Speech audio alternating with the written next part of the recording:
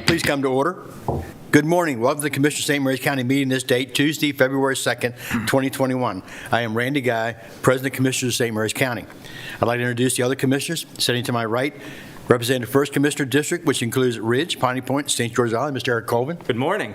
Representing the 2nd Commissioner District, which includes Leonardtown, Hollywood, Mike Hewitt. Good morning. John O'Connor, who represents the 3rd Commissioner District, which includes Charlotte Hall, 7th District, Golden Beach, and Mechanicsville, is joining us by via WebEx. John Yuan. Good morning. Good morning. Sitting to my left, representing the 4th Commissioner District, which includes Lexington Park, some of California, Great Mills, and some of Hollywood, Mr. Todd Morgan. Sitting next to Commissioner Morgan is actually the Mayor of Leonardtown, Dan Burris. Good morning. Dr. Rebecca Bridget, our County Administrator, is sitting in the audience right now. Lisa Cassis, our Communications Director, is sitting to the table to my right. Morning. Amy Carter, our Video Media Producer, is behind the glass. Please turn your cell phones off or on vibrate. At this time, we'd like to please stand and have the invocation pledged by Commissioner Colvin. Lord God, we thank you for this day. We thank you for the snow that you've given us, for the beauty that we can see in your creation. We ask that you be with us as we do the work that's set before us. We ask that you give us clear heads and calm hearts and just help us to be rational in all that we do. In your Son's name, amen. Amen. Please join me in the pledge. I pledge allegiance to the flag of the United States of America and to the republic for which it stands, one nation, under God, indivisible, with liberty and justice for all. Thank you, Commissioner Colvin. Next, we need the approval of the consent agenda. I move to approve the consent agenda, which includes the minutes of January 21st, 2021 as presented. Second. I have a first and second. All in favor? Aye. Aye. Any opposed? Ayes have it.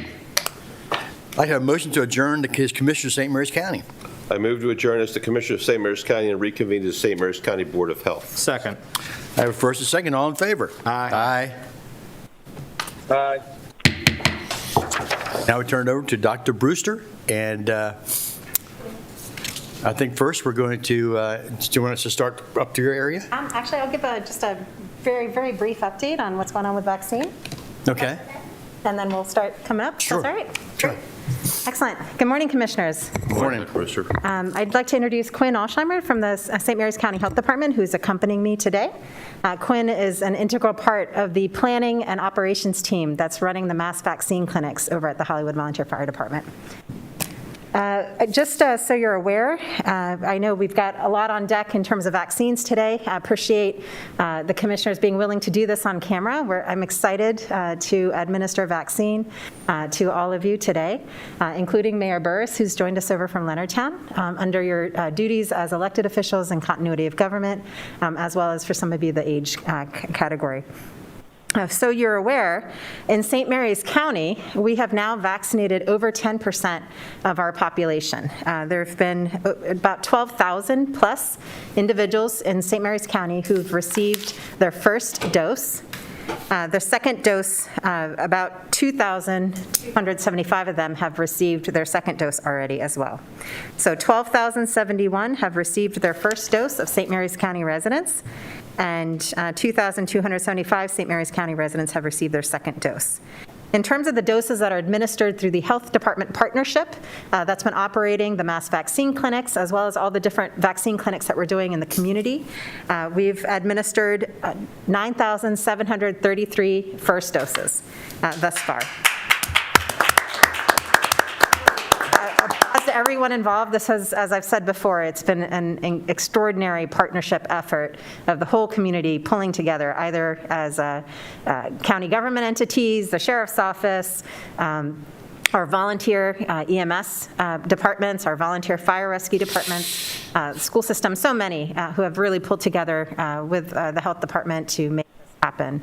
I mean, this is what we do at the local level, right? We make things work out, and we do it the St. Mary's way, and I'm just so very grateful for everybody who's. And actually, I was very impressed on Thursday afternoon. My wife and I spent 4 hours at the location in Hollywood. Thank you. Helping out, and I was extremely impressed at how smoothly things went and how many vaccinations we got done that afternoon. It was really very impressive. Excellent. And my hat's off to you and to everyone who coordinated with you.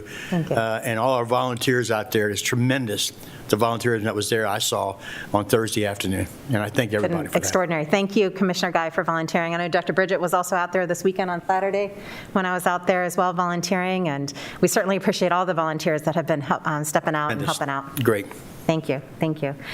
So that means the two critical populations that we're most concerned about are individuals who are 75 and older. So in St. Mary's County, out of the St. Mary's County residents who are 75 and older, we have now vaccinated with at least one dose 46.5% of our 75 and older residents. Tremendous. Of the residents who are 65 to 74, we have now vaccinated 30%. With at least their first dose. So this is pretty tremendous with the limited vaccine supply we have, that we have been able to offer priority and offer vaccine to our critical populations by age group. We're excited about that. This week, we have a full schedule on deck. There was a lot of moving parts because of the snow, and I know our operations chief, Terry Prochnow, our planning chief, Katie Wells, and logistics, Mark Pettit from Department of Emergency Services, have had a lot of work going forward to rearrange the dates for the vaccine clinics that were canceled for snow. But we've been able to get people fit in to get their rescheduled doses. This week is extraordinarily busy. I mean, we have about 1,000 vaccines going out on a daily basis starting Wednesday through Saturday, if not more. So we're excited to have another busy week and raise those numbers even further. So we're going to go ahead and get started now, if that's all right, with vaccine, however you'd like to start. I'm not sure if Mayor Burris, what you wanted to... or- Dr. Bruce, before we start, two quick things. First Okay. off, wonderful job you're doing. We're Thank you. getting so many emails saying how seamless it is and how nice, and quick it is. Secondly, do you have enough vaccines? Because we keep hearing that there's Yeah. not enough vaccine. There's not enough vaccine. We certainly have demand that's much, much greater than the supply that we're getting. In fact, when we typically post the vaccine clinic registration links on Friday afternoons, they usually get booked up within less than an hour. Okay, and people's complaint, I shouldn't say complaint, their concern is Sure. trying to get onto that. So Understood, yeah. they should do it on Fridays or Friday afternoons? Or when should- Friday afternoons is when we usually hear from the state how many doses of vaccine we're going to get that following Monday or Tuesday. So this past Friday, we didn't hear until the very close of business, which is why we didn't post until the close of business. We try to get them, hopefully, if we know from the state by then, we try to get them posted around 3 o'clock on Fridays on our Okay, so website. citizens should start looking at the website Friday afternoons after 3 p.m.? Yes, please. And we have also, just as a reminder, for those seniors who have limited access to computers or need some help, telephone assistance is available for them through the Department of Aging and Human Services. So if they call the Department of Aging and Human Services, they can get put on what's called a callback list. It's not a waiting list, but it is a callback list, so that when the registration links become open, staff at the Department of Aging and Human Services will call them in the order that they're on the list to help get them appointments. Okay, thank you. That- And that number is 301-475-4200, extension 1049. Thank you, sir. Good. And I want to say that for everybody out there, particularly the seniors who are frustrated at this, the Department of Aging and Human Services is doing one hell of a job getting the people on the list and getting them their shots. So if you're not technologically proficient, I think the last week maybe we get the college students to help. Please call the Department of Aging and Human Services, get on the list, and let them work with you to get that shot. Please don't be frustrated and mad, which I know you are, but they're doing a great job working with Dr. Brewster and Health Department to get these shots administered. So please use that number. Please get on the list. And I'm not me. Everyone's doing the best they can to get that shot administered. So thank you. Yeah. I mean, we have limited doses coming in, but we are getting doses in every week. So if people just kind of bide their time and get on the callback list, again, it's not a waiting list, it's a callback list with the Department of Aging and Human Services if they need computer help, or they just continue to check every Friday afternoon, we will get to everyone eventually. It is just a matter of waiting for that vaccine supply every week. Thank you. Great. So let's get started with vaccine. Thank you very much for agreeing to do this. Mayor Burris?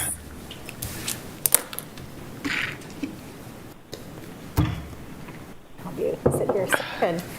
bare your left arm, and as a commissioner was mentioning earlier, Commissioner Guy asked me to save the largest needle just for you, sir. The largest needle, the biggest dose.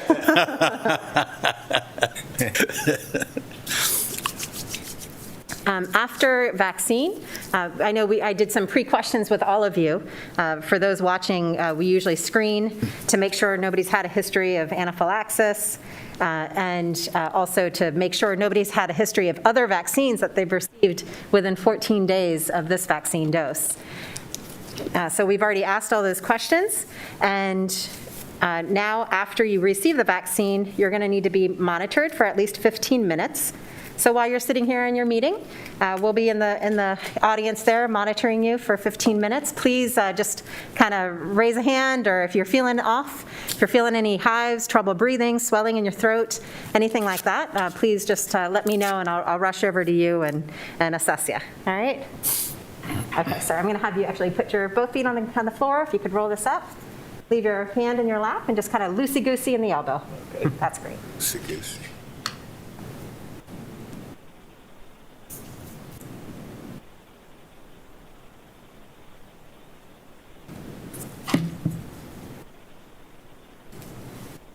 Just get it ready.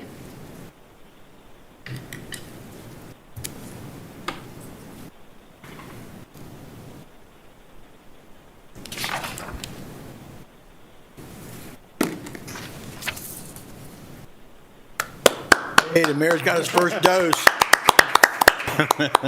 First dose. Positive reinforcement. Positive reinforcement. Great. All right, you're good Fall to go, down. sir. Thank you very much. Great, thank you. Commissioner Morgan. As he's coming up there, Dr. Brewster, now's the time to bring up your budget requests for. Oh, there's got to be some ethics issues there. I'll avoid that. Money guy comes, right?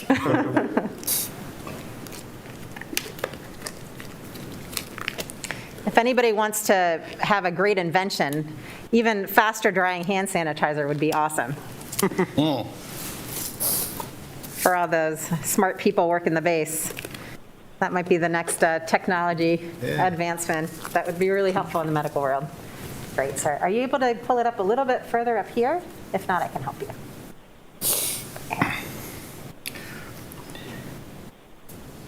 That should be good. You're welcome. That should be good. All right, loosey-goosey in your elbow. And turn your chair just a little bit this way. Great. And then if your other hand can just keep it up here, that'd be awesome. Thank you.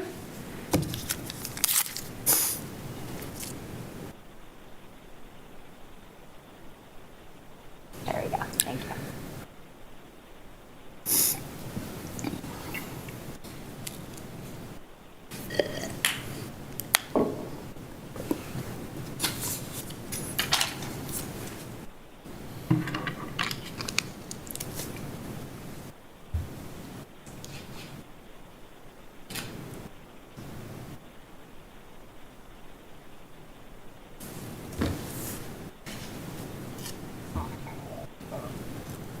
If you see any tears, it's just because the bills are out.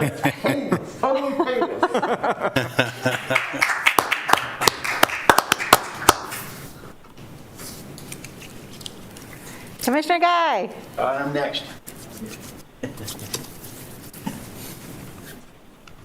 And no worries, we saved the second largest needle for you, sir.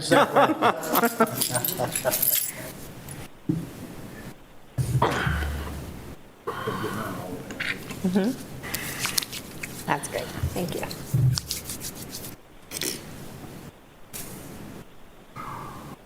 Let my hands dry, other the gloves don't get on. Oh, yeah. Let's do it.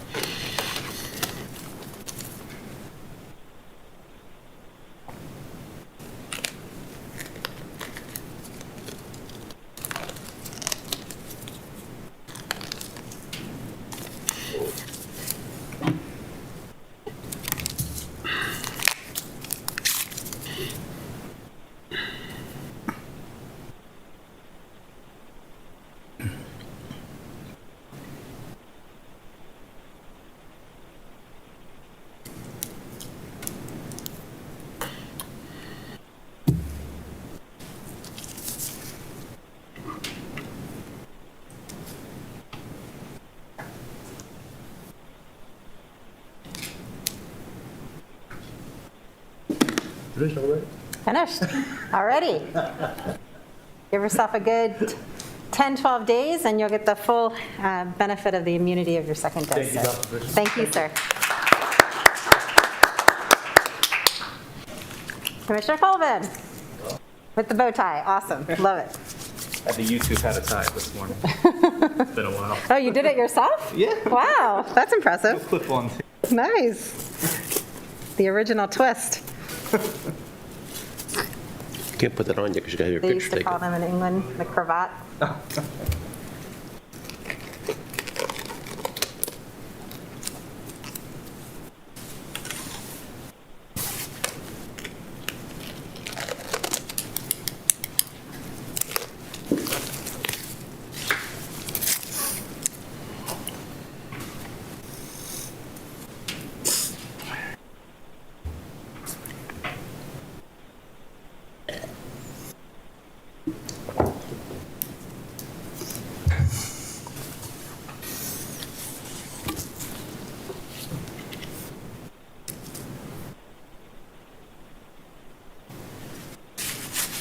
Just tell me when you stick the needle in.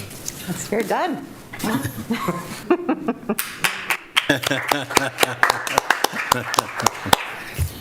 All right, all there. Commissioner Hewitt, good morning, sir. Morning.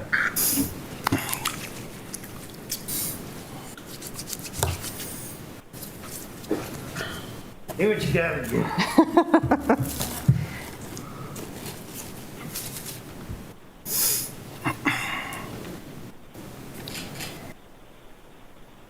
How are you feeling today? How are you feeling today? Great. Good.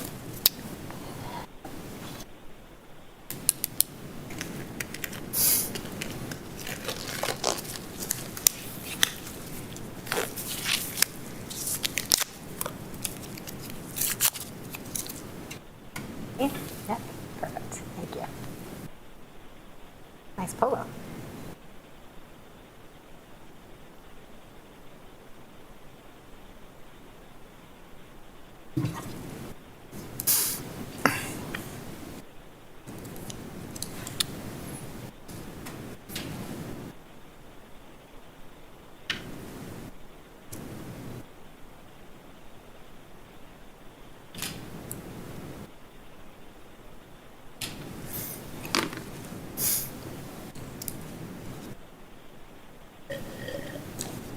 Yeah, good to go. Okay.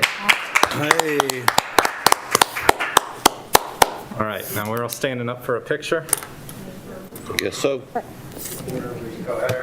Back to Do you want me to move out of the?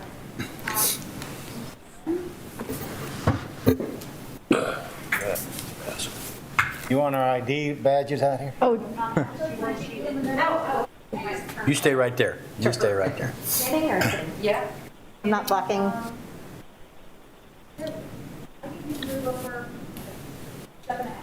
Me? Yeah, get a profile showing our badge. Band-Aid out Our here. badge of courage here.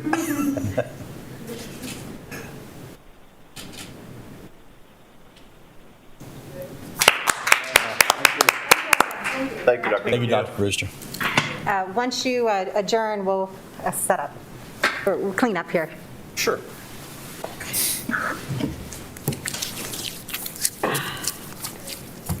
Do you need to adjourn the Board of Health? You want to, and we want to say right now? Continue? I'm sorry, did you want to adjourn the Board of Health? That's it for this morning? Sure. Okay. Okay. I move to adjourn as the St. Mary's County Board of Health and reconvene as the Commissioners of St. Mary's County. Second. All in favor? Aye. Aye. Any opposed? Ayes have it. Thank you. So tell me, Dr. Brewster, before you leave us, once you get these 2 shots and you go through your time, 10 days or whatever, Now, we cannot get it. We won't get COVID in the ideal situation. We won't get COVID. Commissioner Hewitt, that's an excellent question, and thank you for asking that. So the immunity, the effectiveness of the vaccine is about preventing severe COVID-19, like the kind that lands you in the hospital, or the kind that can actually lead to mortality, or symptomatic COVID-19. What we don't have an answer to yet is how effective these vaccines are preventing silent infection or asymptomatic infection. We do know that asymptomatic infection can be transmitted to other individuals, so there still is the risk that somebody who's been vaccinated fully can get silent COVID-19 infection and pass it on to others. That's why we It really... can still be a transmitter. Yes, as with silent infection. We just don't have an answer yet to how effective the vaccines are at preventing silent infection. But what they are very effective at, in fact, in the 95% mark, once somebody's had their second dose and have had a couple weeks after their second dose to build that immunity, what they're very effective at is preventing symptoms of COVID-19 if you get infected, and preventing the complications that we're most worried about, the long-term COVID symptoms, the hospitalizations, the deaths. Okay, and the other question, and I'll let you go, I apologize for Sure, all no these problem. You get the 2 vaccines. Now, can you go anywhere you want to go in the country or in the... Not yet. There's still a man. while. We have to get to a place You don't where... have a card that you can show the people that... Now, there's some discussion in the future. Is the card with your 2 doses going to be helpful to then travel on certain locations and places? Right now, we are just trying to get people vaccinated. We just don't have think- enough people vaccinated in the country for us to let loose. Well, I guess my point is, people are worried about, do they have to quarantine? You know, I Right. got my shots. Yes. I At went- this point in went time... to Florida, now I come back and I got Yeah. quarantine. At this point in time, especially because of that question about silent infection, we're still implementing the same public health guidance that we do for individuals who are not vaccinated. Okay. But what I hope to see is as more and more people get vaccinated with their second dose and have had that couple weeks after their second dose, is that we hopefully start seeing a drop in our hospitalizations and the fatalities. See the... Yeah, we've had over 105, I think 105 as of yesterday, St. Mary's County residents that have died from COVID-related illness. Okay. And that's a tragedy. It's less than a year, and so many people, so many lives lost of St. Mary's County residents. So we really want to turn that number and make sure that rate of increase is decreasing. Okay, thank you. So we continue with all the precautions. Wear your mask. Keep wearing your mask. distancing. Keep doing all those things. Keep washing your hands, social distancing, wearing your mask, avoid gatherings, avoid non-essential travel. Understand? Thank you. Thank you. So I guess you can't go Cancun next week, huh? Probably not. Can I go Just to don't come Puerto back. Rico next week? I'm sorry? Can I go to Puerto Rico next week? We're advising against Puerto Rico and non-essential travel, sir, yes. All right. Nice try. All right. Okay, thank you very much.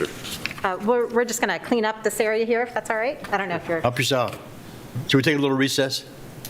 Yeah. You have 3 proclamations. Okay, let's go with the proclamations here while you're cleaning up. We're going to be doing, okay, continue going here. We have 3 proclamations, and I'm going to do the first one. Due to COVID-19 precautions preclude presenting in person, but proclamations that I'm getting ready to do right now will be sent to the National Association for the Advancement of Colored People, the Unified Committee for Afro-American Contribution, Minority Outreach Coalition, Human Relations Commission, League of Women Voters, Historic Solderly, St. Mary's College of Maryland, and Historic St. Mary's City. Whereas Black History Month is an opportunity to celebrate the accomplishments of historic and present contributions of Black Americans in the United States, and whereas in 1926, Dr. Carter G. Woodson, member of Omega Psi Phi Fraternity, Incorporated, and founder of the Association of Study of African American Life and History, initiated National Negro History Week. And whereas in the 1960s, the week was expanded into Black History Month to commemorate through community activities a more balanced and accurate picture of Black history, and is celebrated during the month of February to coincide with the birthdays of President Abraham Lincoln and Frederick Douglass. And Whereas organizations and institutions in St. Mary's County, like the National Association of Advancement of Colored People, Unified Committee for Afro-American Contributions, Minority Outreach Coalition, Human Relations Commission, League of Women Voters, Historic Sauterly, St. Mary's College of Maryland, and Historic St. Mary's City remain diligent in their commitment to fight race-based discrimination to secure equal rights for all people. And now, therefore, we, the Commission of St. Mary's County, do hereby proclaim the month of February 2021 as Black History Month and encourage all citizens to honor the many contributions made by Black Americans throughout the nation and to participate in the many educational events honoring those achievements. This date, February 2nd, 2021.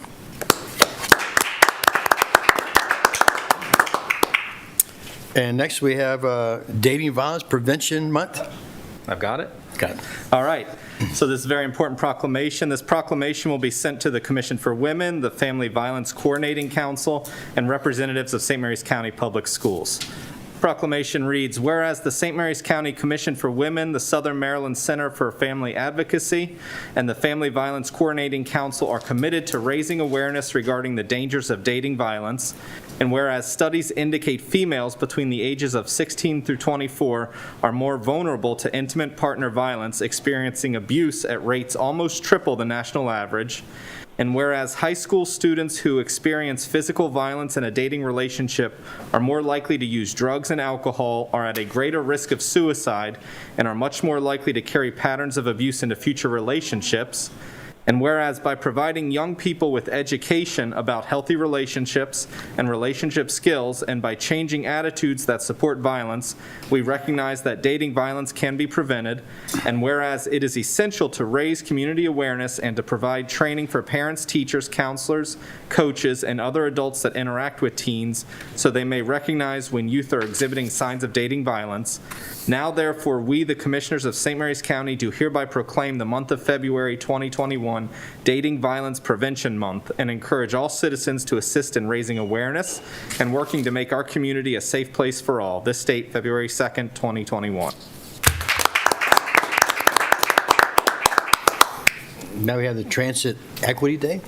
Thank you, Mr. President. This proclamation will be sent to John Dietrich, the Director of our Department of Public Transportation, to Rosa Hanson of Sierra Club, to Mr. B.J. Hall, William J. B.J. Hall, NAACP 7025, and Dr. Janice Wallflower, NAACP 7025.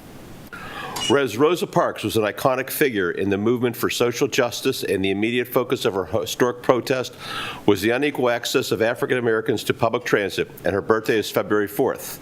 And whereas affordable, reliable public transportation is an essential public service on par with utilities such as water and electricity, and should be accessible to all persons regardless of race, gender, age, religion, or socioeconomic status. And whereas humanity is faced with the growing crisis of climate change, and the Transit for All has a role in cutting CO2 emissions by reducing trips in single-occupancy vehicles. And whereas the growth of public transit will help to globally reduce automotive pollutants such as nitrogen oxides and particulate matter that have worst impacts on the communities closest to highways and other major roads, which tend to be disproportionate communities of color and low-income individuals. Now, therefore, we, the Commissioners of St. Mary's County, do hereby recognize February 2nd, 2021 as Transit Equity Day, and in commemoration of Rosa Parks' birthday, encourage all citizens to honor the contribution of the civil rights leaders and reflect on the ways to make this a healthier planet with increased use of public transportation. This date, February 2nd, 2021. Thank you, Commissioner Morgan. Next, our main agenda item, we have the Department of Land Use and Growth Management request for public hearing, proposed amendment to Solar Task Force temporary moratorium on utility-scale solar projects. Mr. Bill Hunt, our director, is going to be making the presentation. Commissioners, before he starts, just thank you very much for the invitation this morning. Thank you, Mayor Burris, for being here, and glad to get your shot started. Yes, thank you. Thank you. Thank you, Mr. Mayor. Thank you. Thank you, President Guy. Good morning, Commissioners. Dr. Bridget. The first request this morning is from the Solar Task Force. The Commissioners formed the Solar Task Force in January 2020. While studying existing laws pertaining to utility-scale solar farms, the task force became aware of the importance providing an accurate overlay map that shows in particular areas where utility-scale solar farms should not be located due primarily to environmental constraints, and also show areas where the utility-scale farms should be located. The Chesapeake Conservancy, which prepared a solar siting map for Baltimore County and City, is currently working on a similar map and report for St. Mary's County. The map of preferred locations and areas to avoid will be incorporated into the draft ordinance that is the Solar Task Force. The Solar Task Force is recommending a one-year moratorium for reviewing and approving new applications for utility-scale solar projects. This moratorium will allow the Chesapeake Conservancy to complete the map and report for St. Mary's County. The Solar Task Force feels that it is important to have this moratorium in place so that there will not be any applications that have to be acted on before the Solar Task Force can complete its present ordinance and bring it to the commissioners. There are no utility-scale solar farm applications currently under review in the county. That's my presentation introduction for the request. I just have one question. I see we appointed this task force over a year ago. Now, over a year later, we're asking for a one-year moratorium. So it seems like it's a little slow going. What's the holdup? Well, actually what happened, sir, was after the Solar Task Force began its work, which was delayed, its first meeting was delayed because of COVID considerations. Okay, sure. Once they got rolling, then their consultant, Mr. Knapp, provided information on what the Chesapeake Conservancy had done for Baltimore, which is a very finely prepared map that identifies areas where these farms should be located because the property is right for them. They have the high voltage lines and there are no environmental features, and also areas to avoid. When that came up, the Solar Task Force asked for an extension of their mandate from the commissioners, which was granted. Mm-hmm. And now, just to finish this and have time to produce the ordinance is why the moratorium is being requested. Tell me, what's the Chesapeake Conservatory? I'm sorry. I mean, not that what are they, but why is their input so much more valuable? Is there someone who's like would be a counter to them that would be able to give their inputs to, or are we just using these Chesapeake Conservatory as our? They're a nonprofit organization that was under contract with Baltimore County and City and produced this map, which seems to be the best available resource to demonstrate. What happens, based on what the Solar Task Force has come up with so far, is when you want to, or if a local government wishes to present evidence to the Public Service Commission as to why the proposed site isn't appropriate based on a utility-scale solar farm wanting to locate there, one of the things that an ordinance should have is reasons for other sites that are better suited for it, as well as areas to avoid. So this is like a standard then? It seems to be. It's, of course, this legislation with regard to these is changing all the time, but it seems like to this point, a strong way to suggest that something's not appropriate is to have a map that shows where there are locations where it would be appropriate, and then go from there. Of course, the other reason, if we take away state and federal mandates and just talk about it from the St. Mary's County perspective, we are a rural county. We have a lot of ag land. Some ag land may be Better appropriate, suited. but some may not. I get So you. this will help the commissioners also decide among all the possible choices which ones should be looked at and which should be avoided. Okay. Mr. Hunt, a couple questions. Have we ever put a moratorium on anything else before? I mean, it just seems, I'm going to support having a public hearing. I have no problem with that, but it seems strange that since we're behind the 8 ball here, that we would stop anyone who's entrepreneurial from moving forward with any plans they might have. Have we done a moratorium on anything before? Yes, sir, we did one with regard to water column leases, Okay. Oh, yeah. oyster Now, harvest. well, I guess probably similar to that. Correct me if I'm wrong, but if somebody wanted to go forward with something in St. Mary's County and the county said, no, that doesn't work for us, the PSC, they could overrule it, right? The Yes, state sir. could overrule and enforce down any, They could. okay. If you recall, Sean Seaman from DNR, I forget the other acronyms that he was a part of, made a presentation to the commissioners. And the state of the law at present is that local preference is considered by the PSC, but it's not mandatory that it be followed. This is just a way of bolstering whatever the county would come up with as far as yes or no to influence the Public Service Commission's decision. Okay. A couple of questions, Mr. Hunt. I'm assuming that the Chesapeake Conservancy will be working with the Navy on this so that we don't have an issue when they come back and say, here it is, and the Navy says, whoa, whoa, whoa. That would be part of the That will be part of their study? study to say we can't have them here. This would be a non-preferred location for the solar scales. Okay, then just for the public's edification in this, we have a law that went into effect last year on solar that increased the requirement of solar by 300 or 500% in the attempt to, become green by 2030. We have bills in the legislature pending that are really sort of contradictory to this solar piece. And one of them, Mr. President Guy and I talked about last week, was the ability in X number of years to plant 5 million more trees out there somewhere to, grow green. Just want to cut down a bunch of trees in Calvert County to put up solar? Well, then we got one that we discussed last night on preservation of ag land. The goal of establishing and preserving 1,030,000 acres of productive ag land by 2030 through MALF. So when I Didn't sit, plant 1 million trees. you got to plant somewhere. 5 million trees somewhere. 5 million You want to save 1 million acres of land. We want to increase the solar footprint by 500% to get to a green stage.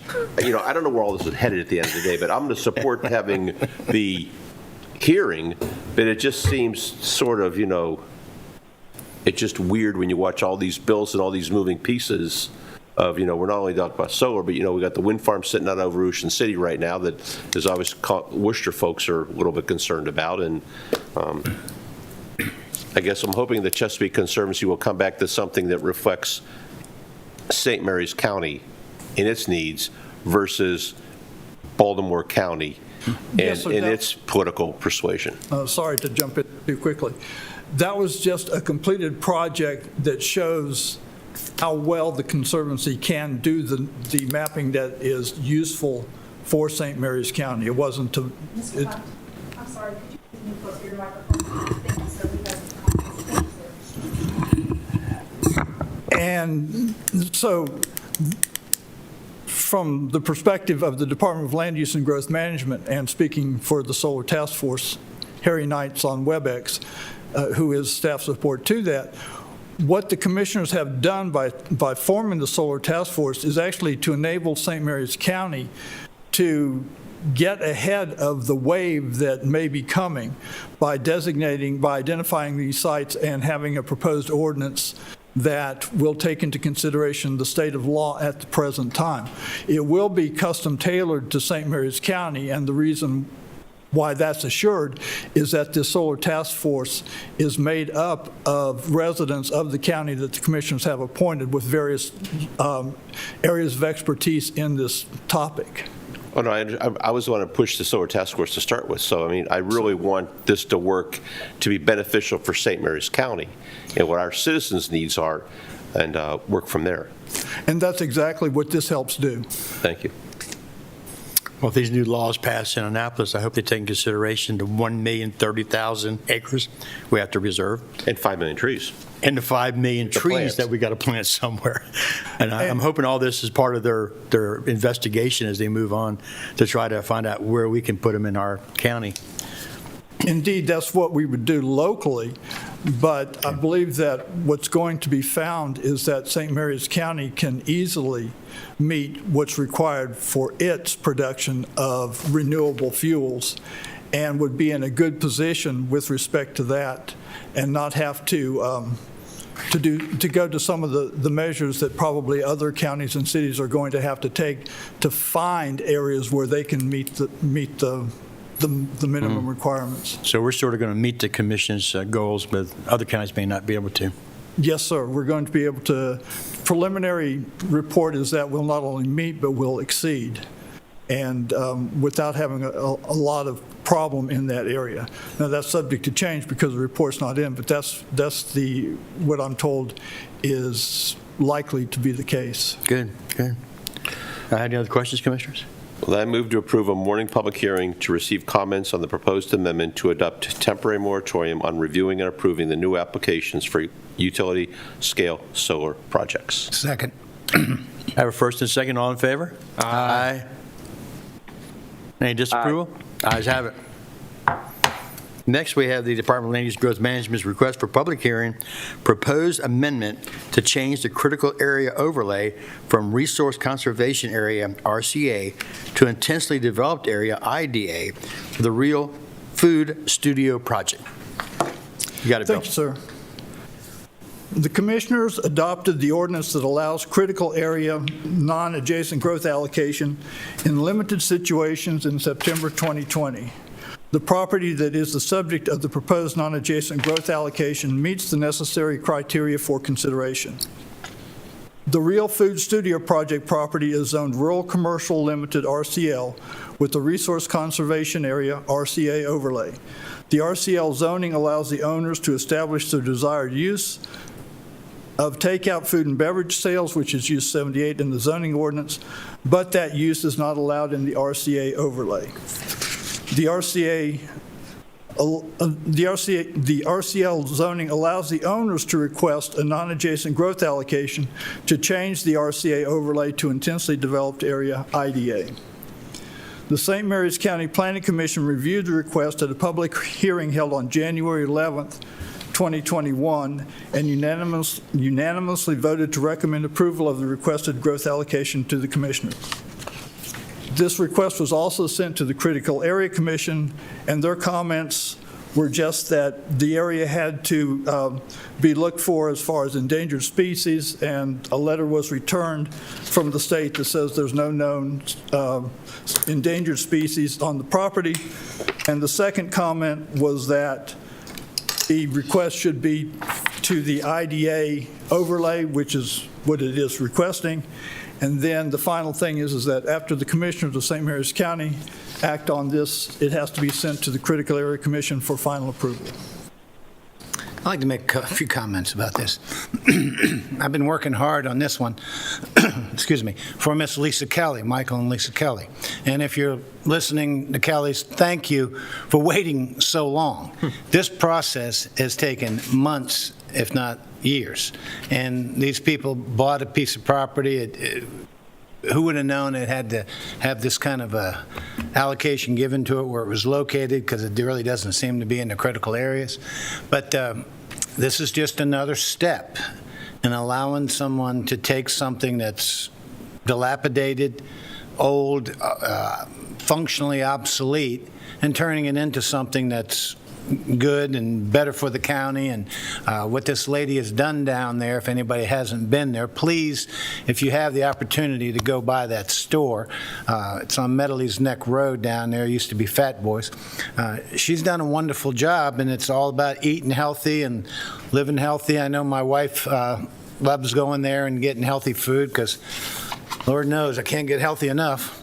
Anyway, point is that this is a good thing, and thanks to Kelly's for going through it, and thank you and your staff, Mr. Hunt, for herding this through, and thank the Critical Area Commission for, this has been a slow process, but it's getting there. Thank I you. just want to echo this. This is a really good thing to be able to take older properties in the county and revitalize them and make use of them and turn them into something that's really good for the county. This is awesome. It's definitely taken a while, but this is a really good thing.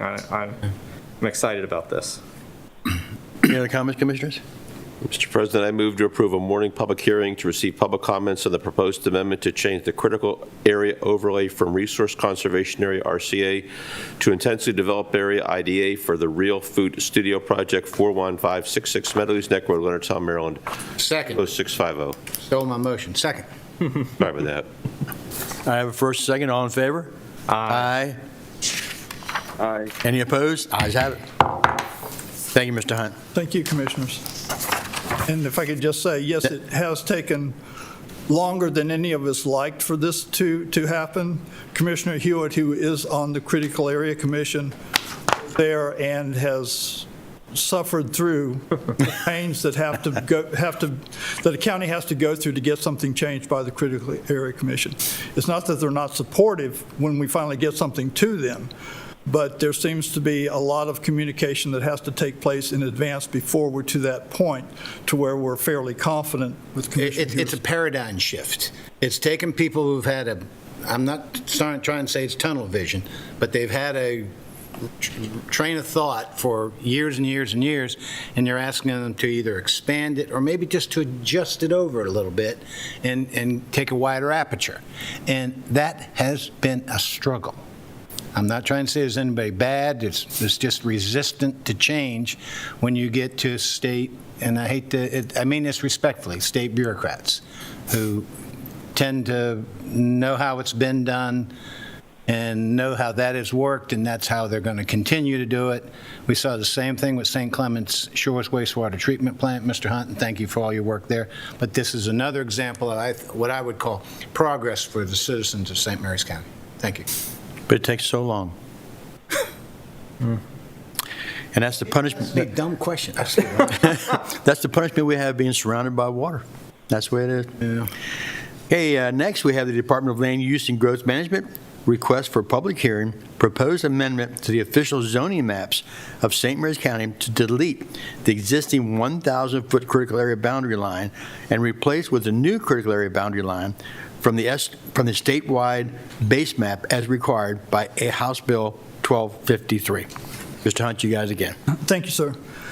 House Bill 1253, adopted by the General Assembly in 2008, directed the Critical Area Commission to prepare a statewide base map which would include a state-determined shoreline and landward boundary of tidal wetlands and a digitally generated 1,000-foot critical area boundary. Local governments are required to adopt the state-produced map. Next slide. The critical area includes the waters of the Chesapeake Bay and tributaries to the head of tide and all land under these waters, and next, all land within 1,000 feet of the landward edge of tidal waters and tidal wetlands. Next. The original 1,000-foot critical area boundary was manually drawn using the 1972 tidal wetlands map. The boundary was drawn manually, and so, of course, there are inherent inaccuracies.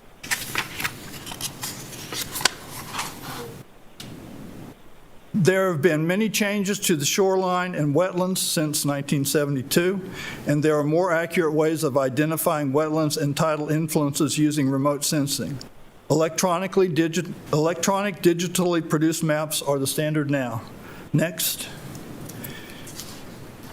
In 2008, House Bill 1253 was adopted, which required the state to work cooperatively with local governments to update critical area maps with the state-determined 1,000-foot critical area boundary line. Next. HB 1253 directed the Department of Natural Resources to prepare a statewide base map with the state-determined shoreline. The new boundary line has been drawn using color, infrared imaging, LIDAR, new aerial photography, and GIS software. Next. Critical area staff, the Eastern Shore Regional GIS Cooperative and Salisbury University GIS staff worked with local governments to make the new boundary line. Field visits were conducted to ground truth aerial photography and color infrared imagery when it was needed. Next. The Critical Area Commission held a public information meeting in St. Mary's County in August 2018. Before that meeting, property owners with at least a 1% change in the critical area boundary on their property were notified by letter of the change, and the meeting with CAC staff. Let me interrupt you just for a second. Commissioners, it's very important that you know that meeting was standing room only in here. We had easily, 200 people, if not more.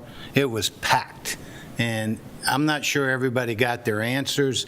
Critical Areas Commission, I think, did a good job, but it ended up being a lot of questions. So this is going to be a big deal to a lot of people in St. Mary's County.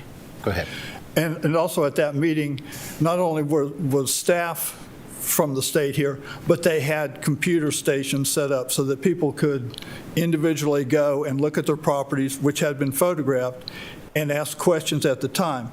And then after that, in certain cases, and I have no idea how many this pertains to, if people had a question that couldn't be answered or that the state thought deserved additional information or additional attention, there were field visits arranged after that meeting with property owners to go and look at individual situations.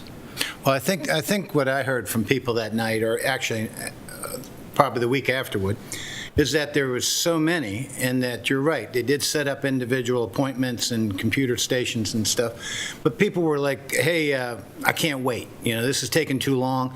Lord knows they were here for at least 2 or 3 hours. It was a long night. And what I think is very important for people to understand is what we found at the Critical Areas Commission meetings is they held these in other parts of the state. And what you found is that someone who had been in their working life of 30-year-old, 40-year-old, whatever, and bought this lot that was on the water, was going to overlook the water, was going to be their retirement lot.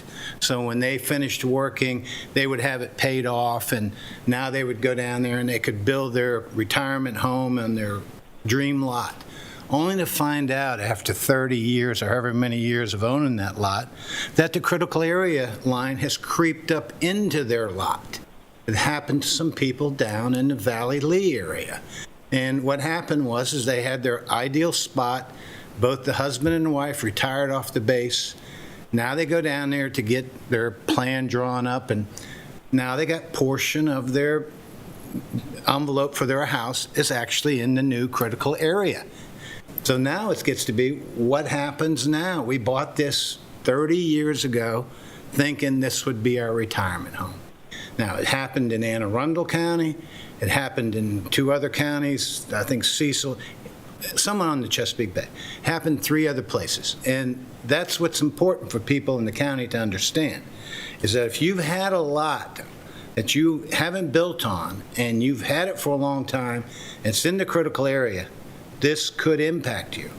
So whoever you are, if you're listening or if you haven't found out, this is a public meeting, understand, if you have that situation, you could be impacted.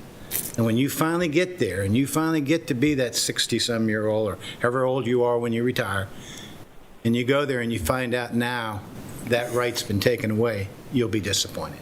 Well, that's a property rights grab. I have a hard time with that. Oh, what are you going to do about it? Why, I'm just saying. HB, whatever this is, I mean, these things get passed by folks up in the. who don't have critical area. Exactly, and it's great to sit there and tout, oh man, I can look at all these great environmental things I'm doing, just like, when water flows out of Montgomery County in the Bay, and they say, well, good for us down here and too bad for you guys down there. I mean, I think that's wrong that this crap takes place. This is an important public hearing. That part I'm really getting. I'm going to have you lead where we should go with this, because you're on the Critical Area Commission out of this. Well, I just get a lot of input, that's all I get. I'm saying, but I think it's wrong to have a land grab that, I guess the question would be, what choice do we have in this, though? I don't know. I don't think we do, other than to make people aware of it. Okay, so Now- let Mr. Hunt finish presentation. We'll come I'm back. sorry, go ahead. Please, go ahead. I'm sorry, Bill. Yes, sir. Page 9. Yes, sir, we're on to 10, which shows an example of the maps or the photographs that were produced at that meeting and shown to folks with regard to how changes would be on their property. Next one. No, wait, let's go. Oh, go ahead. I'm listening. This is just using false color infrared that you can see provides a different way of looking at the property with the impacts on the property from tidal, wetlands, as well as a large body of water there. Okay, so explain and help me, please. What is in the illustration on the right, what is the yellow boundary? That would be the area that would be impacted and then would have the boundary line drawn from that. So if an individual were to purchase, I'll call that a creek, or you can call it an inlet, call it whatever you want. If a person had purchased a piece of property along that area there and wanted to build a home, you're saying that they now, under the new rules, anything inside that yellow area would be prohibited?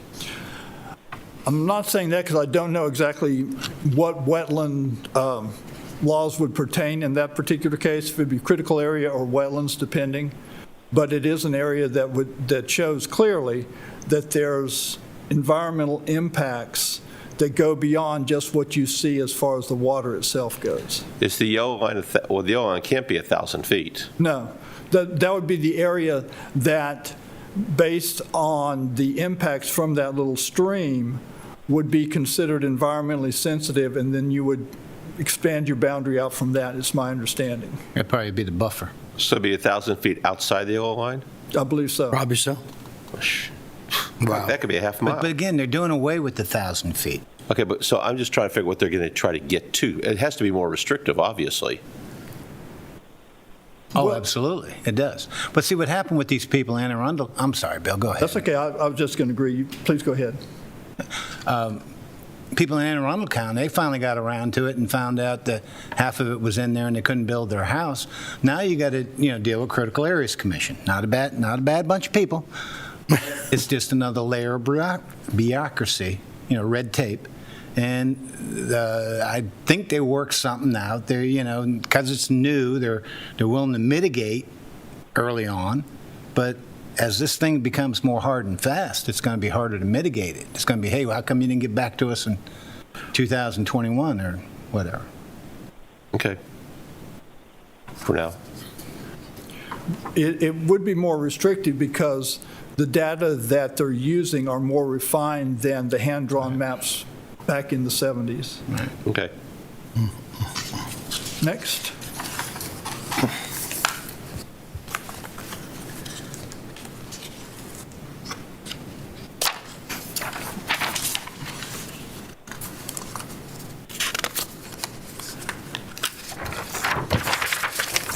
So discrepancies, anomalies, inconsistencies identified by the state groups and local jurisdictions were reviewed.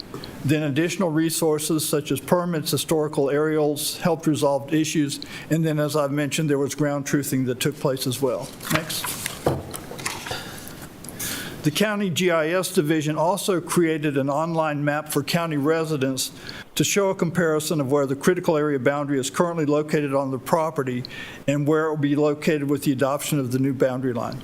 So this was a source of reference that people could go to see how it was going to impact their properties, in addition to what the critical area provided with their letters and with that public meeting. The maps were on the county's webpage so residents could look at their properties. Next. And as I've said, Critical Area Commission responded to residents with questions about the revised boundary. Field verification was done when needed. And the final word is that St. Mary's County and all local governments have to adopt the maps, and they can't change them at the time of adoption. Right. So the request today is for the commissioners to schedule a public hearing on the adoption of the revised critical area boundary maps as an amendment to the official zoning ordinance, and have that public hearing on February 23rd, 2021.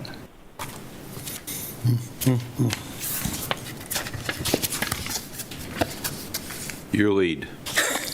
No, well, okay. I move to approve a morning public hearing for public comments on the proposed amendment to the official zoning maps to delete the existing 1,000-foot critical area boundary line and replace with the new critical area boundary line from the statewide base map as required by HB 1253. I have a question with Can I get a second? Second. discussion. Yeah. Discussion. So with the rancor that you said existed with the first meeting, and these people being so upset. I realize I got to Zoom this damn thing regardless, but will the citizens be able to get enough input in if it's a morning meeting if they got to work?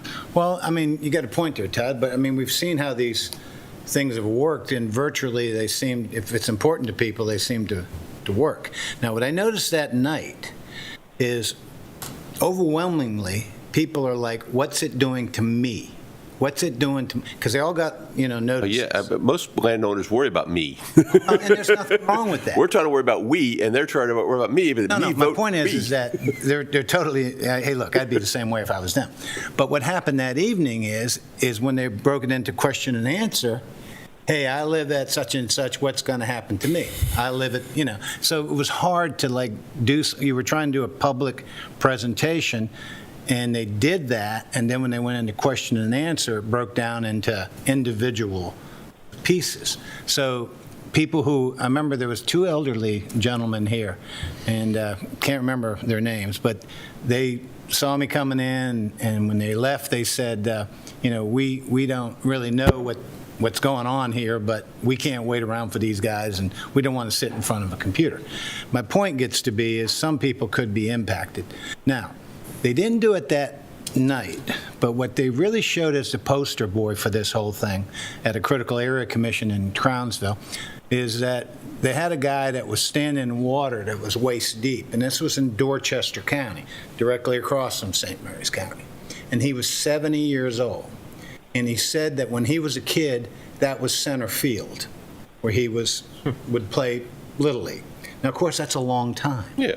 But the point gets to be the water's coming in. And as it comes in, now, they're a little bit flatter on the eastern shore than we are. But, you take Commissioner Colvin's district, which is a little, I'm thinking St. George Island, down that area. I think they're sinking. They're sinking. well, let's just say they're a little low. Yeah. So those are the people who can get whacked, So, Mr. Hunt, in regards to Commissioner Hewitt's comments, if people hear that we're talking about this and are concerned, what impact will it have on them? Should they call your office? Is your office capable of helping them understand the Yes, sir, we impacts to are. them? Okay. And also, I hope that the people will take advantage of looking at the maps on board docs. Yeah. They can find their property. We are going to have that first page redone, Commissioner Hewitt, to have darker numbers for you. But it's a resource that is available for people to look at, and through GIS, the GIS division, it has been available since that meeting as well. I think the GIS part will be probably the most impactful for people, because even if you're elderly, you can get somebody to help you. And what I like about the GIS thing is you can blow it up. This map is what it is. It's not bad. It's just what. Well, yes, sir, that's one of the things. That's the official zoning map I have.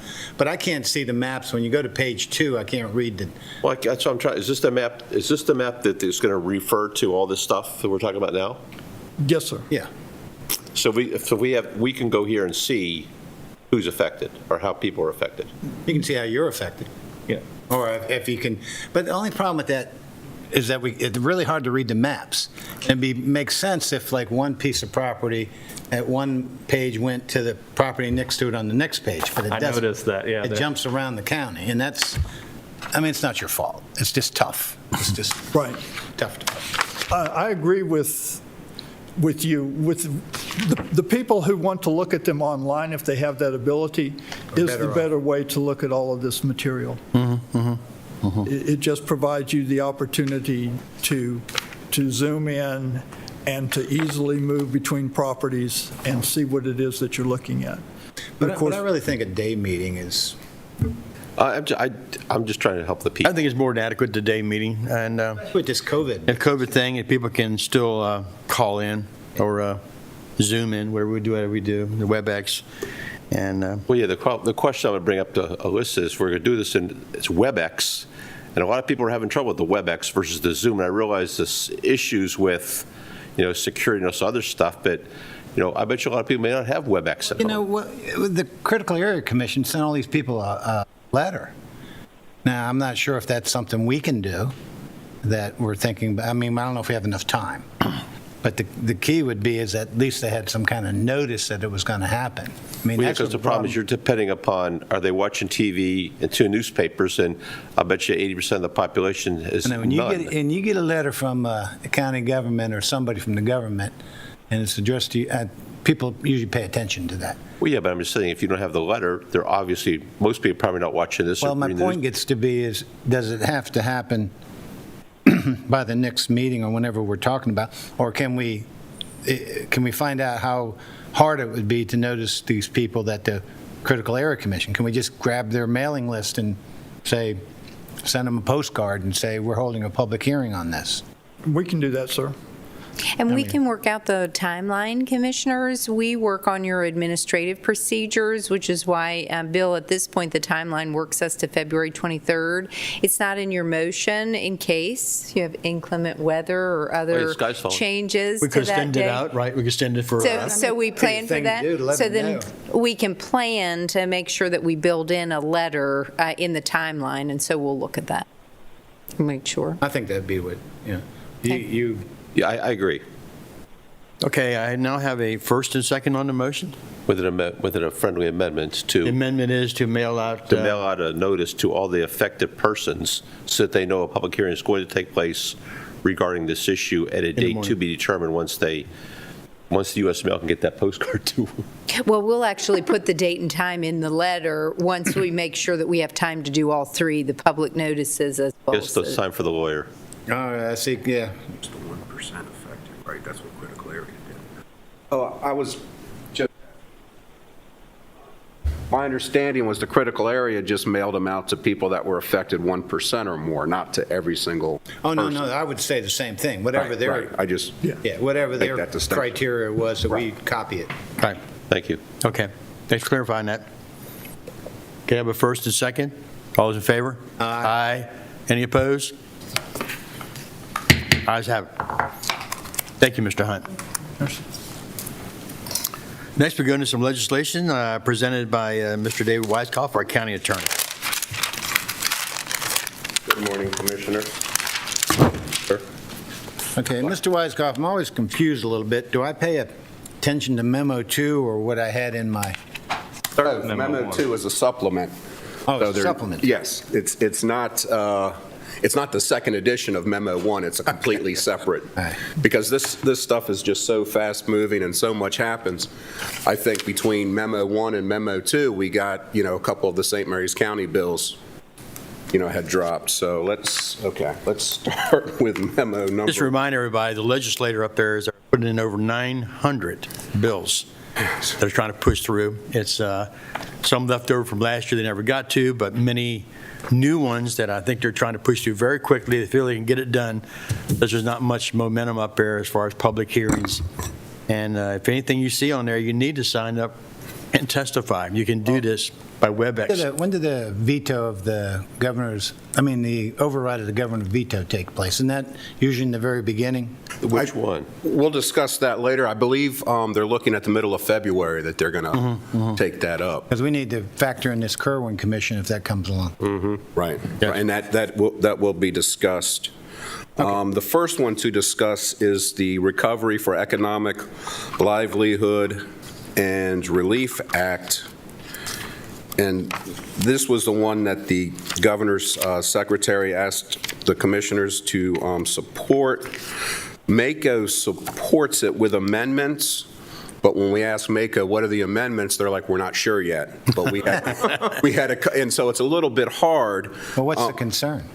They said they had concerns with the fiscal note, but didn't go into it exactly with us. Basically, what's happening is this emergency bill that the administration, that the governor's putting forth, provides up to $750 in economic impact payments to a taxpayer who's claimed the state earned income tax credit for certain years. It exempts from the state income tax, the unemployment insurance, benefits received by an individual. It authorizes certain businesses to retain and increase sales and use tax vendor credit, and it excludes fiscal 2020 2020 and 2021 from the multi-year look-back periods generally used to establish unemployment taxes each year, and exempts from the state income tax certain corona virus relief payments, and authorizes the Department of Commerce to convert certain business loans to grants. And so it's going to establish reporting requirements for the comptroller as well. So there's a lot going on. I know that I want to say the Senate committee has passed it unanimously. Isn't 612 the governor's relief bill? Yes. Okay, so get everybody up to speed real quick. Thank you. 612 is the governor's relief bill for $1 billion that he dropped on the table. 3 days later, the Democrats decided to dump another $500 million on top of the $1 billion bill. So it's now up to $1.5 billion. It will pass the Senate this week unanimously, 47-0. It'll go to the House. It'll pass the House in record time, at which time then it will go to the governor. He will sign it so the bill can take place immediately. So at the end of the day, 612, or the discussion we're having now, is going through, period. That's the politics. When we getting our checks? I don't know about that. I just for tell your you, support. that's the politics. 612 is going through. It's going to get done, and I'll be very surprised if it is not in place by the end of this month. Wow. So I'll make the motion to support House Bill 612, Senate Bill 496, Recovery for the Economy, Livelihoods, Entrepreneurs, and Families Relief Act, and authorize the Commissioner President to sign letters of support to the delegation and to House and Senate committees for hearings on the bill. Second. Senate hearings have already taken place. I'll second. Very good, Commissioner Moore. Thank you. I have a first and second. All in favor? Aye. Any opposed? Ayes have it. Thank you, Commissioners. The second one, House Bill 472, agricultural use of glyphosate, which, as everybody knows, Roundup. is Roundup. Thank you, sir. All right. And Calvert, and as everyone knows, there's been lots of studies. Some say it's can be cancerous to individuals, so there's a movement afoot, obviously by a certain state legislator, to ban it from the state of Maryland. Calvert County is opposed, asked the commissioners to oppose it as well, and I believe in the meantime we've heard from Mr. Jamie Raley. So to bring you up to speed on this. Actually, the bill prohibits the use on public properties. That's state and government and federal government property. Okay.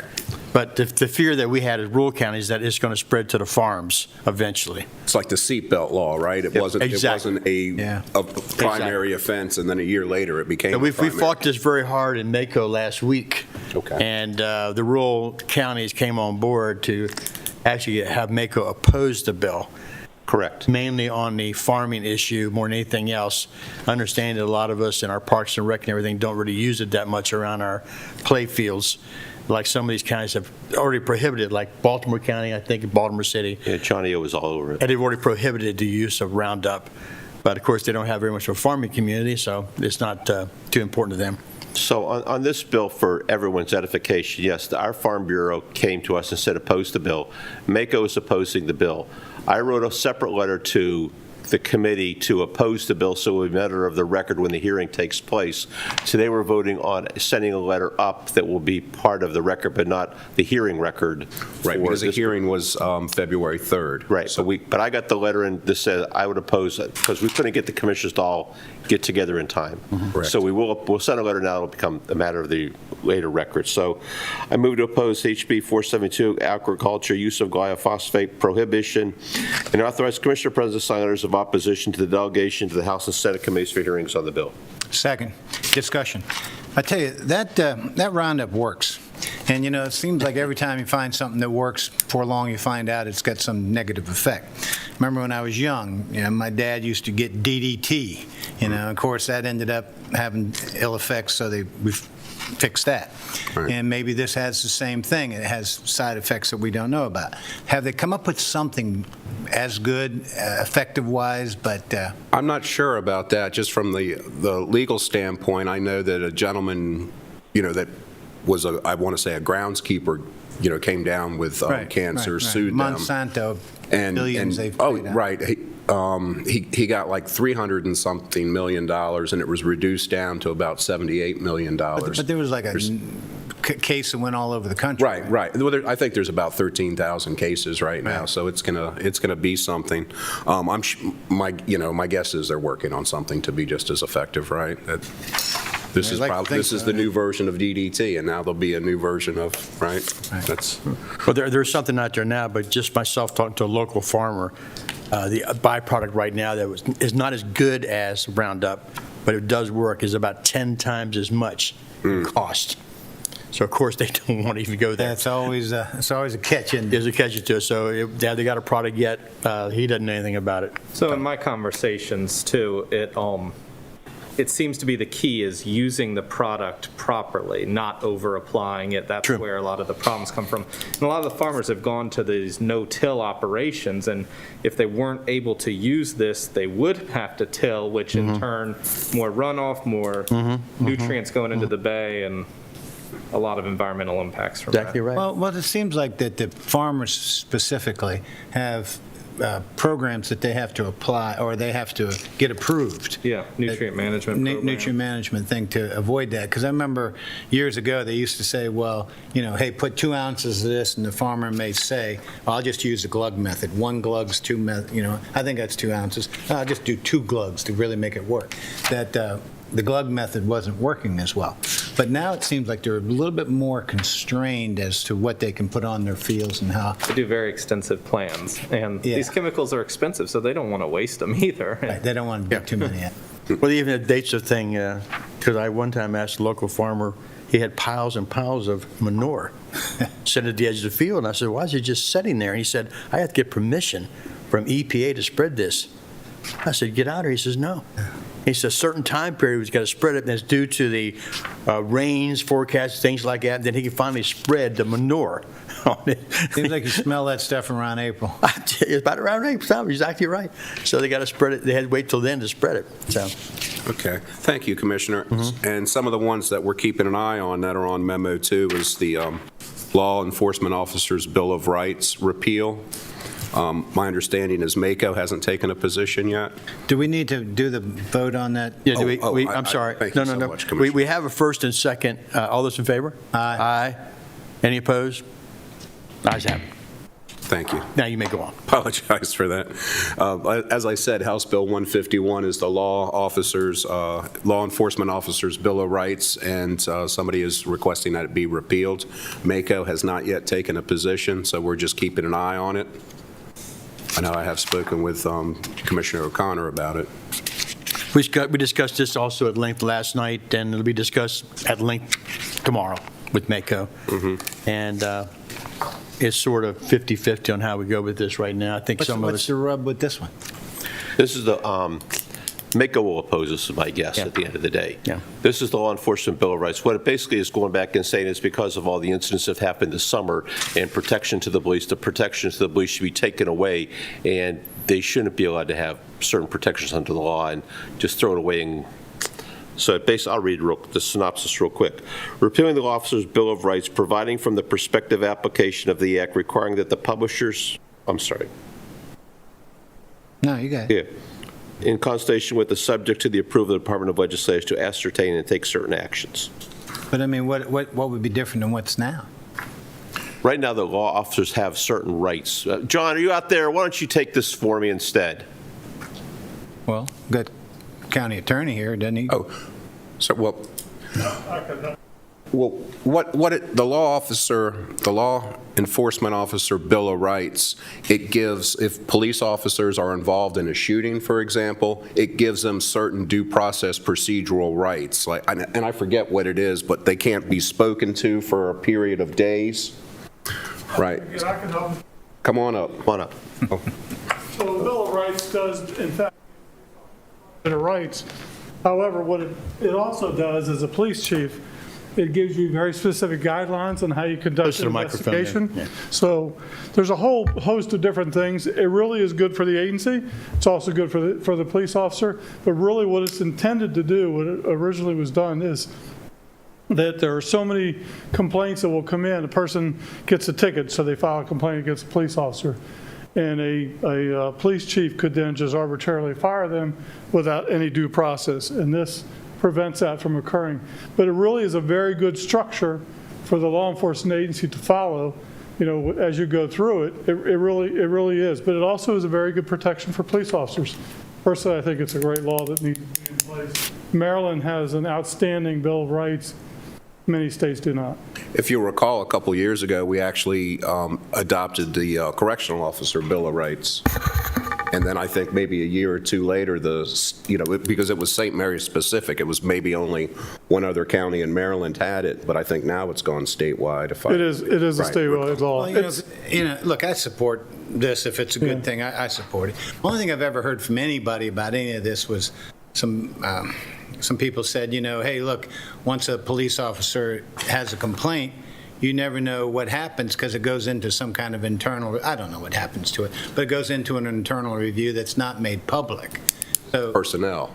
That is correct. It's because it's a personnel issue. Right. Many more agencies are starting to give quite a bit more information, but it is because it's personnel. But if someone makes a complaint and it goes into some kind of internal review, are they able to see what that results of that internal review were? Generally not because of the personnel concerns.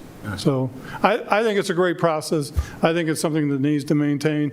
It's not just about protection. It really is a very good process that a police chief must follow to go through. It really is kind of a check sheet that you've done all the different things. Again, my previous career, I've used it a number of times. It's good for both sides. I guess what goes to is who polices the police? I mean, the police department itself does. That's Police where, themselves? but that's where you're seeing so many of these efforts for control boards, civilian control boards. I don't think that's a bad thing. I think those are good things, because I do think that it does need to be as transparent as it could be.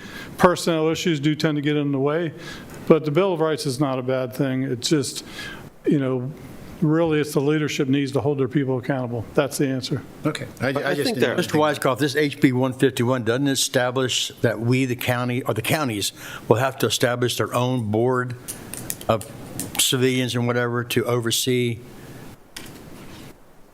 the various infractions by the police? Well, I know there's another one that Delegate Morgan put forward about a civilian review board that Sheriff Cameron supported. Yep. Well, he was okay on that, but I think this right here also, we repeal this, and then they're wanting the counties to set up their own board to oversee actions other than the police chief or the sheriff, and make recommendations on how these people should be handled in whatever. Well, they would probably have to, because there has to be some, written guidelines. How do we handle, Right. And I think our argument on this, at least mine was, do I oversee the sheriff on his decisions to punish his officers or whatever he may do in discipline? This would take over that authority, and I think it's probably, for us, it'd be wrong because our sheriff is elected official. Right, and that's always a stigma. For some counties, they may be appointed by the legislator or whatever. That's a different story. They can fire that guy. Right. We can't really do that because he is elected. That's the whole argument. And I respect his position to discipline his people himself versus a board sitting there and saying, well, we think because this guy shot this guy in the shoulder, he should be punished. And this should be happening to him. And then they make the recommendation to the attorneys or whatever. But I think what we see nationally, at least in the national news, is, somebody shot somebody 22 times and, the person was disarmed, or, they broke into the wrong house. Right. Did this, that, or the other. And that's the kind of thing I think the general public says, look, there needs to be some control on that. Right. But also these police officers do need some Bill of Rights that protects them too, because obviously they got a tough job, and when you go in there, you don't know what you're going to run into. But, it's difficult. I think the title is not a good title, Law Enforcement Officers Bill of Rights.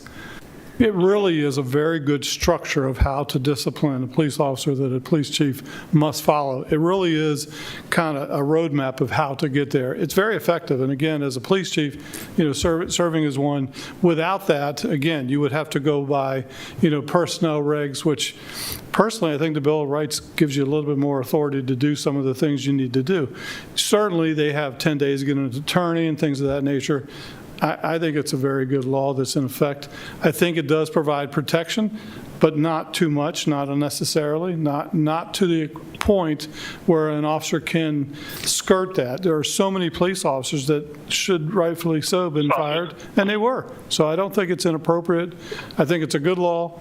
I would try to keep it intact if you could. I think it does good. Maryland has a very good law, so. So let me look at the calendar board. The calendar board says the hearing is going to be held next Tuesday. 9th, correct. MACO will vote on this tomorrow. My guess is it'll be opposed on a voice vote. MACO then they have the time to get the letter in that says we oppose. It would be my suggestion today that we oppose the bill on behalf of St. Mary's County so that our written letter of opposition can be presented to the committee prior to using the 48-hour window that has been constructed under the COVID circumstances up there. So my motion is to... So we're going to oppose the repealing of the bill. Yeah, we're going Yes. to, we oppose the law, we oppose, my motion is that we will oppose the repeal of the Law Enforcement Officers' Bill of Rights. Second. I have a first and second. All in favor? Aye. Excuse me, you can hear me. Go ahead, John. Sorry, there's a delay. I was waiting for everybody to basically say their piece on that side, and I appreciate Mr. Walker's commentary. I know that one thing with the LEOBR is you're going to start seeing a mass exodus and or a trouble with recruiting and law enforcement. From a personal perspective, having been involved in a shooting myself, these are some of the things that, when you're involved in a shooting without the Law Enforcement Officers' Bill of Rights, basically an agency can demand a statement right there on scene. You don't have the ability to say, no, I need a few days. And, it's proven by science that you don't remember everything that's happened until you decompressed at least 2 to 3 days later because of the way the physiological impacts of that occur. So, that's just one aspect of this. But ultimately, this does give the agency a roadmap to discipline officers. There's no reason that an officer can't be terminated. And I think the thing that's lost in Annapolis is that the LEOBR only protects disciplinary matters. It does not affect administrative matters. So you can still be terminated for performance and any other things that are in the administrative side of things outside of the disciplinary matrix. So there's a lack of understanding of what LEOBR is, I believe, in Annapolis, and I believe it's just a buzzword that's being thrown around up there. Like there's some sort of special protection, because there is no special protections really within this. It's just due process for situations that you're put into. So I think that I agree, and I appreciate this board's stance on that, not only from a personal perspective, but generally speaking for our men and women that have to go out there and do this job and are in harm's way. Okay, without Commissioner Guy here, we had a first and a second. All in favor? Aye. Aye. Aye. Aye. So moved. Thank you. And Commissioner Guy is allowed to sign the letter of support? Yeah. And we'll send it? Okay. The next one that we're keeping an eye on is House Bill 187, which is body-worn cameras, and they're changing the law to go from law enforcement officers to police officers. And if you look at what that definition is, it encompasses everybody, right? It encompasses DNR, it encompasses community colleges, it encompasses University of Maryland people, basically almost everybody that goes through the 40-hour police training. What about animal control officers? Almost everybody but, I guess, right? Well, I mean, I can't imagine that's a bad thing, though, because anybody who's involved in some degree of law enforcement or enforcement of regulation They're just expanding it. could run into some extenuating circumstances, and it'd be good to have a camera there. Right, so we're just keeping an eye on it. Next one we're keeping an eye on is the Public Information Act revisions. Let's see, there's a solid waste management one that would require, like, the detention center to sort out, the food waste. So when I was reading through that one, it didn't look like it actually applied to us because you had to be within a certain distance from a organic recycling area or something. That's my understanding, but out of an abundance of caution, or in case one of those did spring up somewhere, we spoke to the, I believe, Major American, and I don't think, if I recall what Ms. Blondino told me, is that it was not that big a deal for them to implement it if they did in fact have to. Okay. But that was... I forget what Mako's going to oppose it, right, if I remember correctly? Yeah. Yeah. Yeah. Mako does oppose it, and the hearing was held on the 27th of January. But that is memo number 1. Memo number 2 involves some St. Mary's County bills. The public facilities bond has dropped, I believe, to allow the $30 million, and Ms. Cudmore was okay with the wording on that. The next one, House Bill 862, the Metcom one, I'm a little confused.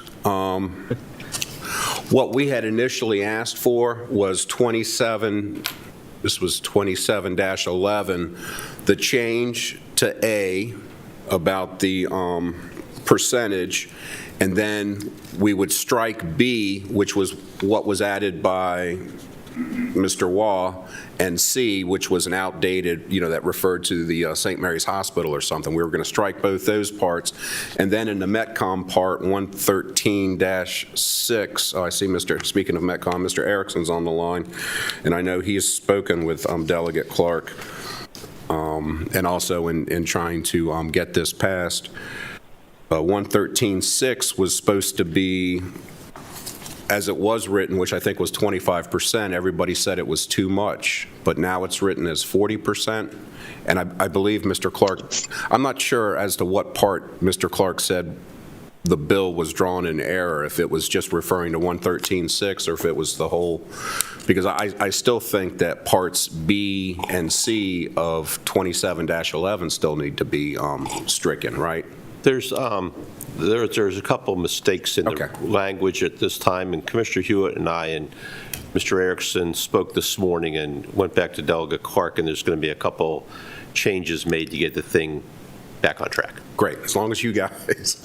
Well, Delegate Clark asked for a motion that we could, instead of having the 3.15%, that Metcom would have 40% of that 3.1, and the county would have 60%, get rid of the percentage and say the allocation of the 3.15% would be 2% towards the county, 1.15% from Metcom. Correct. Mr. Erickson, if you're on the phone, do you concur? I concur with that interpretation. The 40% of 3.15% is actually 1.26, but we would still be satisfied with a 2% and a 1.15. As you know, the county's debt limit calculations currently are at 2.15, so having it increased to 3.15 is a win for both commissioners of St. Mary's County and the Metropolitan Commission. And we operate under 1% at the current point in time, so 1.15% would also be an increase to our available debt. So we would be supportive of that change. Okay, so the motion is that we will accept 3.15, the county takes 2, Metcom takes 1.5. We go back to Delegate Clark and say that that's my motion. That's what we'd like to. That we put that in a letter. 5. Yes. 1.15 for the Metropolitan Commission. Yes. 2.0 for the county. Yes. And we put that in a letter to Delegate Yes. Clark. And get rid of the 60-40% of the 3.1. It just gets too complicated the way that. Agree. Okay. And Ms. Cudmore, your CFO, is given a thumbs up that that's acceptable for the county good. as well. Good. Motion second. Okay, we got a motion. And a second. A second. All those in favor? Motion. You did the motion. I got the motion. I did the second. Correct. Doesn't matter. Aye. Aye. Ayes carried. Okay. And you're also, Mr. Commissioner Morgan, you're also going to discuss with Delegate Clark about the B and C and the 113. We'll get Thank you. straightened out. Thank you. Thank you. Try to get you out of it. Thank you. The next is golf carts, is House Bill 863. And if you look at how 863 was drafted, I had sent Delegate Morgan's office this morning a slight revision. if you look, the first part says, a person who operates a golf cart on county highway has to be under, a road that's under 35 miles an hour, has a license, have lights. I thought that, and then the second section C says the commissioners, designate those, but I thought there should be a number 4 that says you can only drive on roads that the commissioner is so designated, right? We don't want to see golf carts on any road that's, over 35. So Ms. Delegate Morgan's staff has sent my suggestion to drafting, so we'll see if they think it's needed or not, but that was my suggestion. Okay. That was golf carts. And no hearing date has been set. Delegate Morgan has also put a bill in to waive the fees for 21/22. House Bill 655 is the county commissioner election districts. We're keeping an eye on that. Well, we'll get there in a minute. And we presented the bill to you last week, and you voted on it. We're calling your attention today to the fact that the hearing date changed from February 5th to February 9th. MACO opposes the bill, so that's new as well. And then there's a Senate Bill 174 about property tax assessments going from every 3 years to every 5 years, and MACO opposes that as well. And there's a 911 board procurement reform bill that hopefully Mr. Walker is behind me, and there he is, and can address a little bit more than I can. But my understanding of what they're just trying to do is say that there should be procurement followed in these. That is true. So MACO has a communications committee, the ECC, and we are on that committee. Mr. Thompson, who's available, if we need to, we'll call on him in just a minute. So what this bill is proposing that we do, we already do, and I'm not sure the purpose of doing that unless there's a desire to do a higher level. But the truth is, the numbers board, which you hear about every time I come before you with a grant, they already do all of this, and I think it's very effective. So the ECC, the Emergency Communications Committee, the subcommittee from MACO, this has been circling through the different 911 centers. Everybody's opposed to it. It just is kind of a redundant thing. I don't really know what the purpose is. I would encourage that we oppose it. And I think, Mr. Thompson, are you on, Chris? Yes, sir. All right. You want to add anything to what I've just said? No, sir, you pretty much covered it. That's essentially based off of the emails that have been circulating around since yesterday. Most of the counties are in opposition of this bill. And that's basically what I had seen from, I think, Frederick County, and a couple others. What Mr. Walker was referring to is that it's fixing a problem that nobody really knew was a problem. I don't think there is. I think unless there's some, and it doesn't seem to indicate it in the bill, unless there's some desire to go a higher level than what's being done now, because it is being done. Procurement, they're pretty tough about making sure we are following procurement. So I'm not sure what the problem is, but I would offer that you oppose it. And MACO was asking us for a position. MACO is asking for a recommendation through the ECC. On behalf of the rural counties, we voted last night to oppose. Well, there you go. Good. I would make the motion then to oppose. Good. Whatever that number is. Okay. That was the 911 board? Yes, sir. Yeah. So your motion is I move to oppose on the 911 board? The proposed motion is there on memo 2. Right. For, at the top of page 3. I move to oppose the 911 board procurement reform bill and authorize Commissioner President Guy to sign letters of opposition to the bill for the House and Senate committees. Second. Okay, I have a first and second. All in favor? Aye. Any opposed? Aye. Ayes have it. Thank you, Commissioners. The next one we're taking a look at, keeping an eye on, is Senate Bill 245, which deals with school resource officers, and it looks like basically it would be removing them from the schools. What's the genesis behind that? Genesis is I mean, why? I mean, is Why it part of the larger? Why is it police- necessary? Part of it's part of the bigger school reform. If we have Defund the officers police, in is that the what- school, it provides an adverse environment to them, to students, by having SROs in the school. Well, don't they want to have the safety portion of it, or they just think that police hinders their I think that civil rights or something?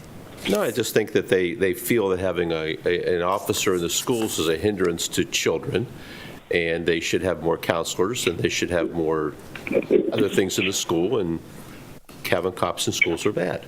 Well, I mean, having the distinction of having a child killed or two children killed in a school shooting, I mean, I think we've gained unique insights on this, and I mean, Lord knows. It's a very festive discussion, let's put it that way. Yes, yes, it has been. I mean, if it had to Believe go, me. I mean, maybe I could see something with elementaries, but look, Sandy Hook. I mean, Lord knows, I don't know. It's just I'm sorry to interrupt. Where is Mako? I know that we had said they're going to Mako's oppose it. voting Who's it going to down? oppose it? Okay, because we haven't heard that yet, but thank Okay. you for that. And I know Commissioner O'Connor, did you have something to say on this bill? Yeah, the genesis of this bill is actually part of the defund police movement. This bill actually came out of the urban counties where they believe that it's intimidating to have a law enforcement officer in uniform in the school and does not add to a productive learning environment, which is quite interesting because Baltimore City has their own school police, and Prince George's County was one of the leaders in SROs. So this is part of the defund police movement and the overall police reform. They're not accounting into the fact of the police violence, not police violence, but the actual violence in schools and the relationships that these school resource officers actually have with the children. A school resource officer is specially trained and has very, very different relationships than anybody would have with the children. And, they actually help with the school to prison pipeline by interceding in things prior to. So there's a big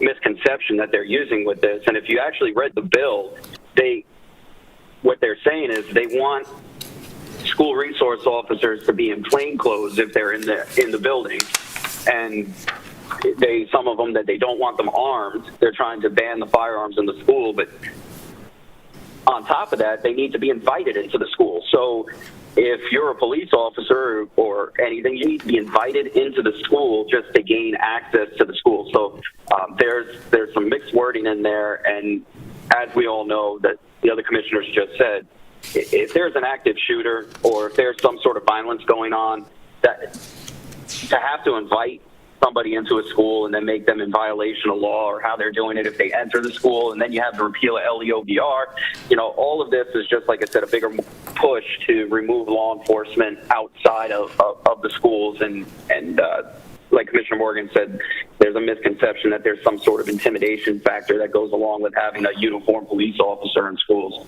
That's the basic gist of it. I absolutely vehemently oppose this, and I think we have the perfect example in our county of why we need to have our law enforcement school resource officers in the school.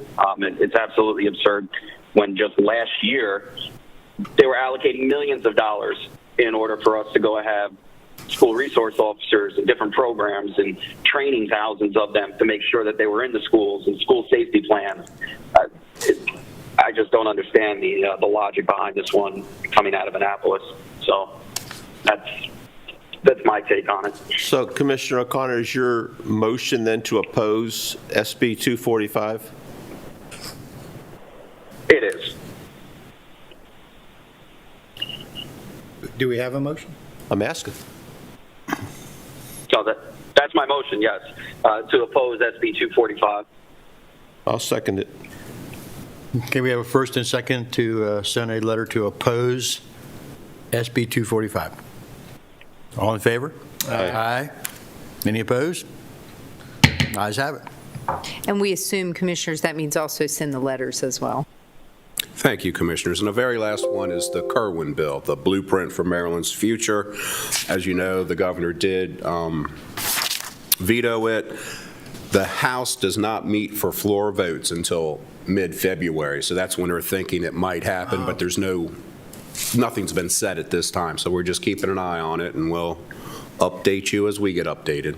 Well, I've always had this presumption, because of course I don't follow Annapolis that well, but I always thought, like in the very beginning, they overrode the governor's vetoes from last year just to get that kind of out of the way and then start dealing with the new stuff. And maybe they would in a COVID-free environment. Oh, that's right. COVID. Everything gets blamed on Everything's COVID, yeah, right. But that's my guess, is why they're not meeting because I think I read that they're basically going to come back to capacity, right, later, because I guess they'll have all had the shot, and so we'll see. But that's what I got for you. Mr. Weisskopf? Yes. I just ask you to add HB 589, SB 493 to your list, please. 589, and that is? It's another financial budget. What is it? I can't really go into all the, can't talk for all the details off my head. We discussed it last night. It's another one of these financial reform bills. Okay, well, just tell me, what was it again? HB? HB 589, SB 493. We'll take a look, and we'll send it to all the commission. We'll send you an email, commissioners, to let you know, the bill and what it's about. Okay, thank you. Certainly. Thank you. We can do that. Thank you so much.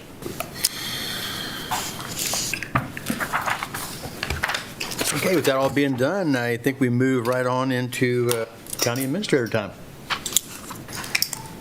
Thank you, Commissioner President Guy. So Commissioners, we move right into draft meeting agendas. A couple changes. February 9th, you have the Office of the County Attorney with legislative updates. You do have we've added a retirement presentation that morning. Also, you have closed session for real property. And Dr. Brewster is not available on February 23rd, so she's asked to come back on February 9th to give you a full report from the Board of Health. You don't have a meeting scheduled for February 16th, so your next meeting is then February 23rd. You begin your business meeting at 9 a.m. You do have 3 public hearings that you approved today. Department of Land Use and Growth Management with the proposed amendments to the Solar Task Force temporary moratorium on utility scale solar projects. The second one from Lugum is proposed amendment to change the critical area overlay from resource conservation area to intensely developed area for the Real Food Studio project. And then the third one from Department of Land Use and Growth Management is for the critical area zoning map amendments. And we mentioned this morning, we'll look at that timeline to see if it stays on that date. Also, you have your regularly scheduled legislative updates from the Office of the County Attorney, and tentatively scheduled is a closed session for personnel, boards, committees, and commissions. You adjourn your morning business meeting and reconvene at 1:30 p.m. for your budget work session with the Department of Finance. For this morning's business meeting, we begin with item 6B, the Department of Recreation and Parks with the College of Southern Maryland Wellness and Aquatics Center at the Leonardtown campus. Arthur Shepard, Director, Department of Recreation and Parks, presenting this afternoon. Good morning, Mr. Shepard. Good afternoon, good morning. I heard both. Good It's afternoon, that's right, it is to see each of afternoon. you after an eventful morning. Mr. Shepard, would you move towards your microphone? Thank you, sir. Thank you. Well, Commissioners, today what I want to do is receive direction regarding the feasibility of the Recreation and Parks Department managing the CSM Wellness Center. This is not a lease or an agreement coming before you today, but just direction. If we want to continue to move forward working with staff from the College of Southern Maryland and potential of managing that site here in Leonardtown. On WebEx, we do have Dr. Bill Comey from the College of Southern Maryland, as well as Jessica Hale, the Recreation Division Manager for the Department of Recreation and Parks. And you can see from advanced communication that I met with Mr. Comey on site a couple times. We've had meetings and we've exchanged documents. And so where we are today is, if you look through some of your information, some of the highlights of those are, and if we can turn that back page and we'll go there for, I thought it'd be best if to see where we are to engage in a short-term lease or an agreement. Also, assure that in these early days, or for right now, there would be at all no FTEs added to Recreation and Parks. That's not the plan. Sharing cost of the utilities there. We do have a net positive position within our enterprise fund that if we could handle it for a year or two, seeing where we are.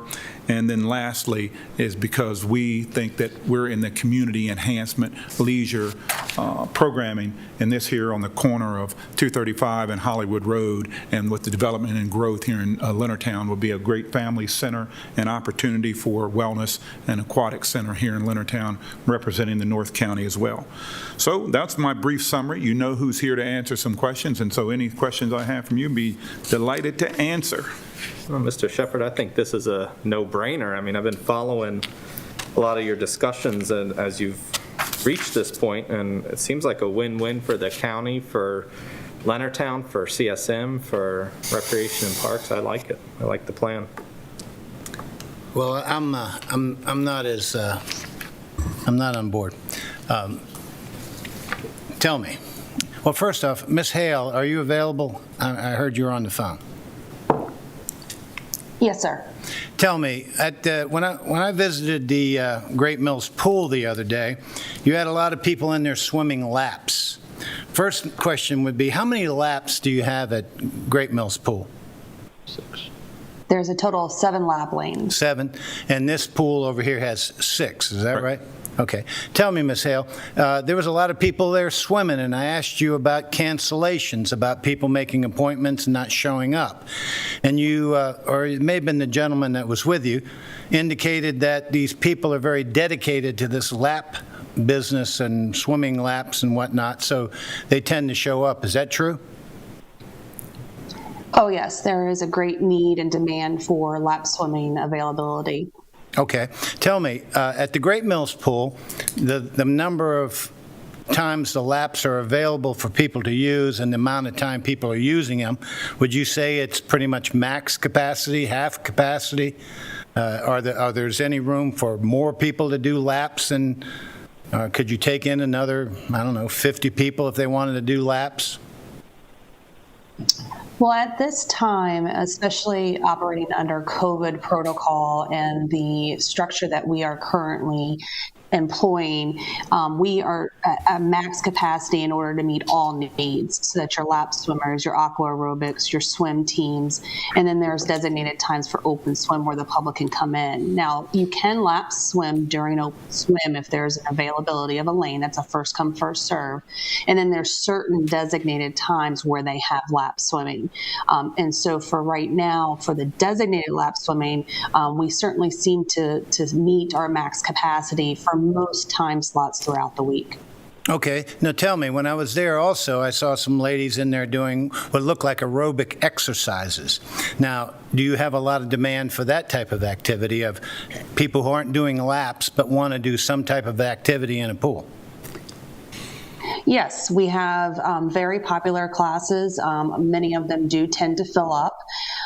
In the summertime, they continue to be very popular, and we try to add more options to have class times beyond just a few select, both in the morning and in the afternoons.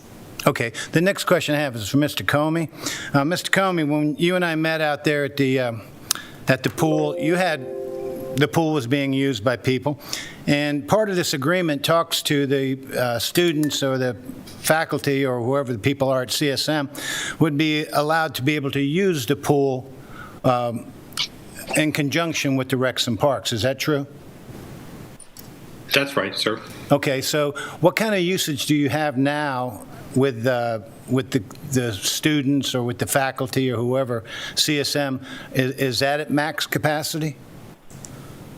No, we're not at max capacity. That's one of the reasons that we've been reaching out to talk to community partners like Recreation and Parks about making this opportunity of this full resource available to more people in the county. Okay. Our average visits per year are about 25,000 visits per year, and about 25% of that are students and staff, and about 75% are community members. Okay, so you're already doing a lot of community there. We are, especially you mentioned earlier seniors. We have a heated therapeutic pool that's very popular with our seniors in the area. Okay. Well, let me go to Mr.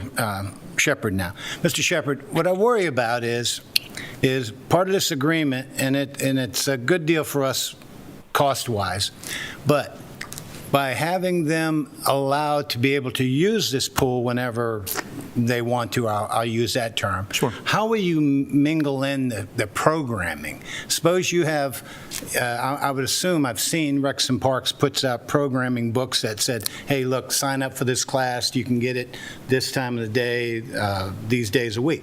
So if you do that and you run into CSM students and people from CSM wanting to use it, who trumps who?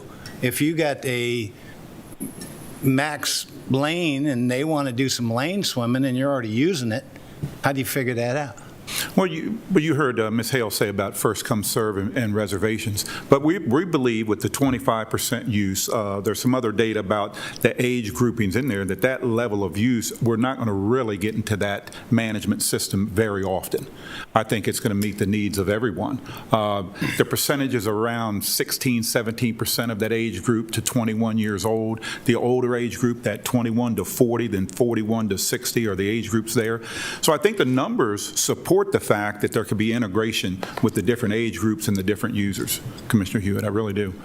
Okay, now you talk here about your revenues, and I'm a big fan of being a small business owner of revenue projections are, we hope.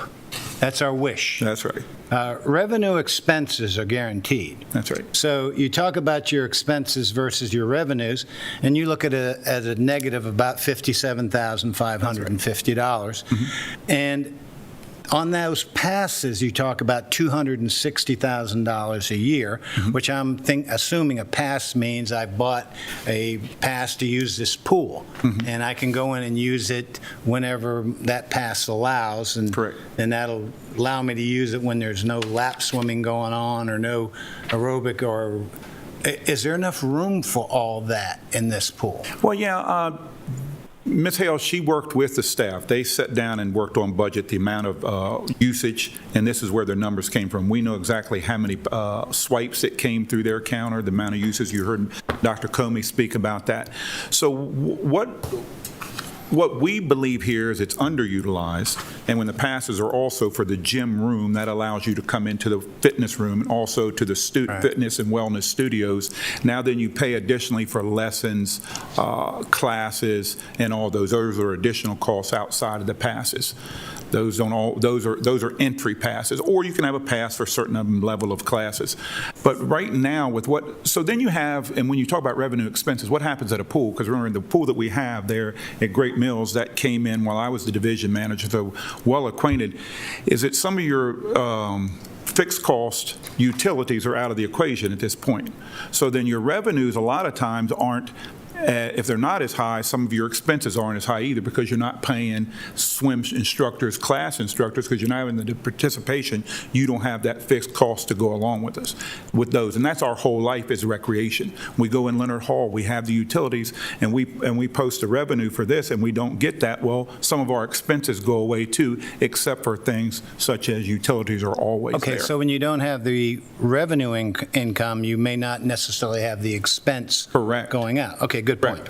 So when I looked at this, what was presented to us, they have a statement of revenue, expenses, and changes in net position proprietary funds, which ended June 30th, 2020. Mm-hmm. And it talks to Recreation Activity Fund, mm-hmm. and it talks about an operating revenue of around $2 million, $2,107,000. Mm-hmm. But then it talks about an expense of $2,299,000, a difference of $192,000. So when I back up a page and look at your enterprise fund, which you have said is healthy, mm-hmm. I see a $691,000 number there. Mm-hmm. Well, if you're losing $200,000 a year, 192, and you add another 57 to it, now you're losing $250,000 a year, sir. That's correct. I don't think it's wise, business-wise, to take on something that's going to be a loser unless you have a plan to turn it into a positive cash flow. My point I'll bring up on that is Wicomico Golf Course. When we first got into that, years ago, that was a great idea. And then when golf fell off and when 2008 and the economy constricted and whatnot, golf was one of the first things to go. I'm not saying recreation and parks will be one of the things that's people end up saying, well, that's disposable income, I can't afford it anymore, and I don't do it. But my message to you is that what we're finding at Wicomico is we're doing improvements, bunkers, golf carts, whatever we're doing to improve the place, but we're still losing money there. So I worry that we get into something that loses. Now, a better use of this, in my opinion, would be the YMCA. Now, the reason I bring that up is they have one in Easton that's 70,000 square feet, has 2 pools. I mean, a lot of usage. But they just opened one not long ago in St. Michael, and that one is only 24,000 square feet. This one is 32,000 square feet, bigger, but still smaller than, now the ones they're building in Kent County and Queen Anne County are 52 to 53,000 square feet, almost 20,000 more. Here's my point. Are you going to be able to, is it big enough to do what we need to do to make a profit on it once we get it totally built into our Recs and Parks system? Yes, and let me step back. The number about the amount of loss and about our enterprise fund. It was in April of last year, April 21 of 2019, what was year? 2020, during the budget process, we estimated here, and it's in the we estimated that revenues would be lost in the enterprise fund and golf course to a tune of $1 million because of COVID. We knew that's in there. We did much better than that. We did a much better net than that as far as our department's concerned. And then, so this is the first time you'll see our enterprise fund have that kind of hit, because again, if you're at the Carver Recreation Center, nobody's walking in, those utilities still must be paid. Leonard Hall, all the different places, those fixed costs. We are still, and if you look at track it over the last few years, to get up there to $600,000 and get in those levels and adding new entities. We added waterfront parks, park support staff that are coming there that doesn't have the revenue against it. So no, I believe we're still in more than great shape as far as an enterprise fund.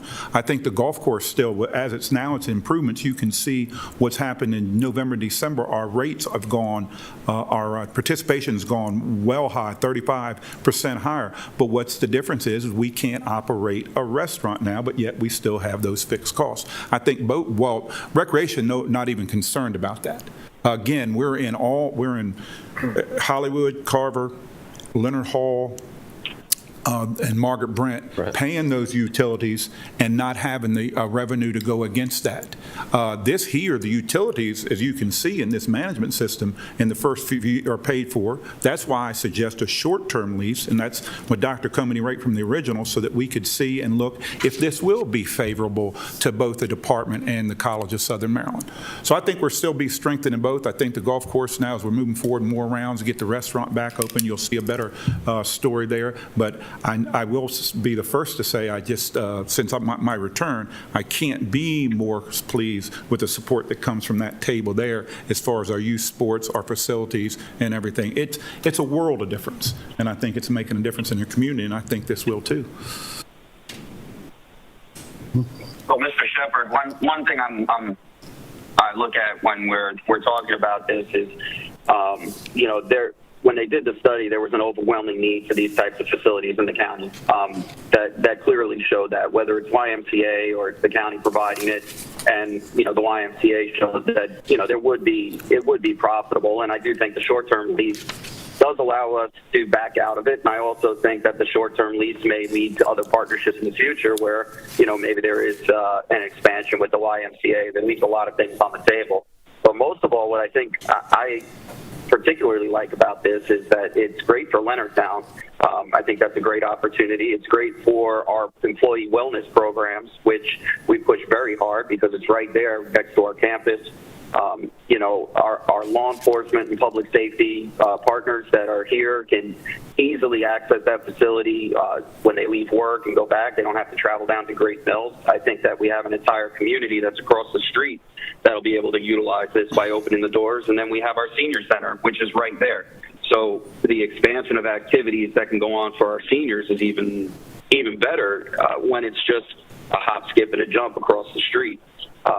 We also have our citizens who are disabled that may not be able to make the trip from the north end of the county or the 7th District all the way down to Great Mills because it puts limitations on them, and they can come right to Leonardtown and have that aquatic programming and physical therapy that they need. I've had citizens that have reached out that have had to install pools at their own home just because getting into the programming at Great Mills is just not accessible for them. So I think that this is a great opportunity, and we're able to back out of it if it doesn't work out, which I think this will work out. I think that, the projects that you put your hands on and worked diligently on with all the staff have turned out positive. I think golf is not the best comparison in the world when it comes to aquatics and the other gym facilities that are there, because golf is sort of a niche type of sport when it comes down to it. Anybody can jump in the pool and go swimming, and I think that that's one thing to look at here. Plus, golf really didn't take as much of a hit during COVID as everything else, just because of the individualistic type of sport that it can be. Reading up on golf and in the golf magazine, so I think what you're talking about on the positive end of things came from that, and our hits are coming from the restaurant end of things because of the utilities. But I do appreciate all the work that went into this. And that we're not going to have a facility that's laying dormant based on what CSM is doing. And I also appreciate CSM looking to the county for partners on this. Ultimately, do you see us being able to push this into a situation where it'll either break even or recover our costs in the long run? I mean, I'm not so much looking for a profit, but more so break even type of atmosphere with an enterprise fund. What do you think? Oh, absolutely. Once again, let me just give you the simple example of any of our other facilities that we're in, that we're programming. We have the utility costs to go along with them, but I have to be upfront. Pools do have dedicated fixed costs that need to be recuperated through revenues at a stronger list. There's no doubt about that. But here, with the relationship we have and the cost share that we have there's no reason we shouldn't be at a break-even point. There just really isn't, because that's what we do. We've been doing it for 50 years. That's facilities around the county and in these type of arrangements. More questions, Commissioner? Well, I mean, like I said, I do appreciate the effort. No, Mr. President, I moved to direct the Recreation and Parks Director to work with College of Southern Maryland staff to develop a memorandum of understanding that outlines the terms and the roles of both St. Mary's County government and the College of Southern Maryland regarding recreation and parks, managing the Wellness and Aquatic Center on the Leonardtown campus of the College of Southern Maryland. Second. Discussion. First, second, discussion. Go ahead. This will come back Absolutely. at a later date with a little bit more. Oh, yes. All the terms of the agreement will be there, and advanced information. Because again, my primary issue is they're putting in $190,000, and they're getting usage of it, which I'm not saying is a bad thing. No. But let's make sure with that restriction or that caveat thrown in, we can offer what we want to offer our Recs and Parks people without an interaction friction or problem with scheduling, or come to find out we can't do what we thought we could do. But I can support 2 years of MOU. Just don't lose any money. No problem. Thank you. In respect, for one last question, I just want to make sure. There's going to be weights and aerobics and other types of classes that'll be there, right? And correct. True. I know there's weight rooms, but I want to make sure. And then, so what other type of programming will be there just besides the pool? The swimming lessons, pool, aqua aerobics, everything that goes there, open swim, lap swim, therapeutic recreation. We have a therapeutic coordinator on staff. There'll be the Pilates classes, yoga classes. There'll be mom and me classes, use of the wellness exercise room. All that whole bevy and trove of wellness activity will be on the menu. Okay, so So it's not just the pool. There's No, it's a lot. And I have to programming that'll be held there. Okay. And let me say this about Mr. Comey, Dr. Comey, is that he's been very forthright every step to open everything up, so we know exactly what's there. And when we come back with the lease, it'll be very tight, and I'll be able to answer all the questions. And if I can't, well, I didn't do well. But Dr. Comey has opened up the whole operation side with tours, the books, and because he wants it to go well himself for the sake of the community college, the community, and the department. Okay. Any other questions? Very good. Thank you. Okay, I have a first and second. All those in favor? Aye. Aye. Any opposed? Aye. Ayes have it. Thank you, Mr. Shepard. Appreciate you. Great presentation. Thank you, Commissioners. And item C is from the Department of Emergency Services with an update on supplemental staffing. Mr. Walker, Director of Emergency Services, is presenting this afternoon. Mr. Walker? Welcome back, Mr. Walker.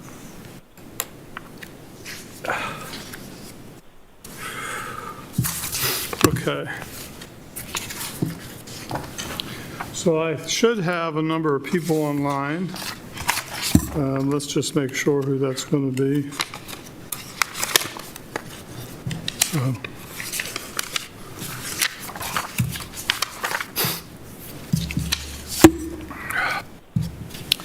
All right, so we have online with me is Carol Boehm, who is she's the president of the Rescue Squad Association. We have Dr. Dan Geary. We've got Matt Cauliflower from 7th District, he's the chief, and Mark Miller from Lexington Park Rescue Squad. April Johnson was invited. I'm not sure she was able to make that, so. She's on her way back from Westmoreland, Virginia, and we'll try to tune in. Okay. Great. All right, so Welcome I'm going to walk us through where we are and how we got to where we are. So I came before you in October, requested that we reallocate CARES Act funding to hire a contractor that provides EMTs that we could place in our rescue squads. That was because we were having difficulty getting our ambulances out because of the staffing was just not there, and that, of course, continues today. Specific amount and assignments that we planned were in response to requests from the rescue squads for staffing. So we did that because of those 7 rescue squads were telling us what they needed. You approved the request, and we started working towards the supplemental staffing.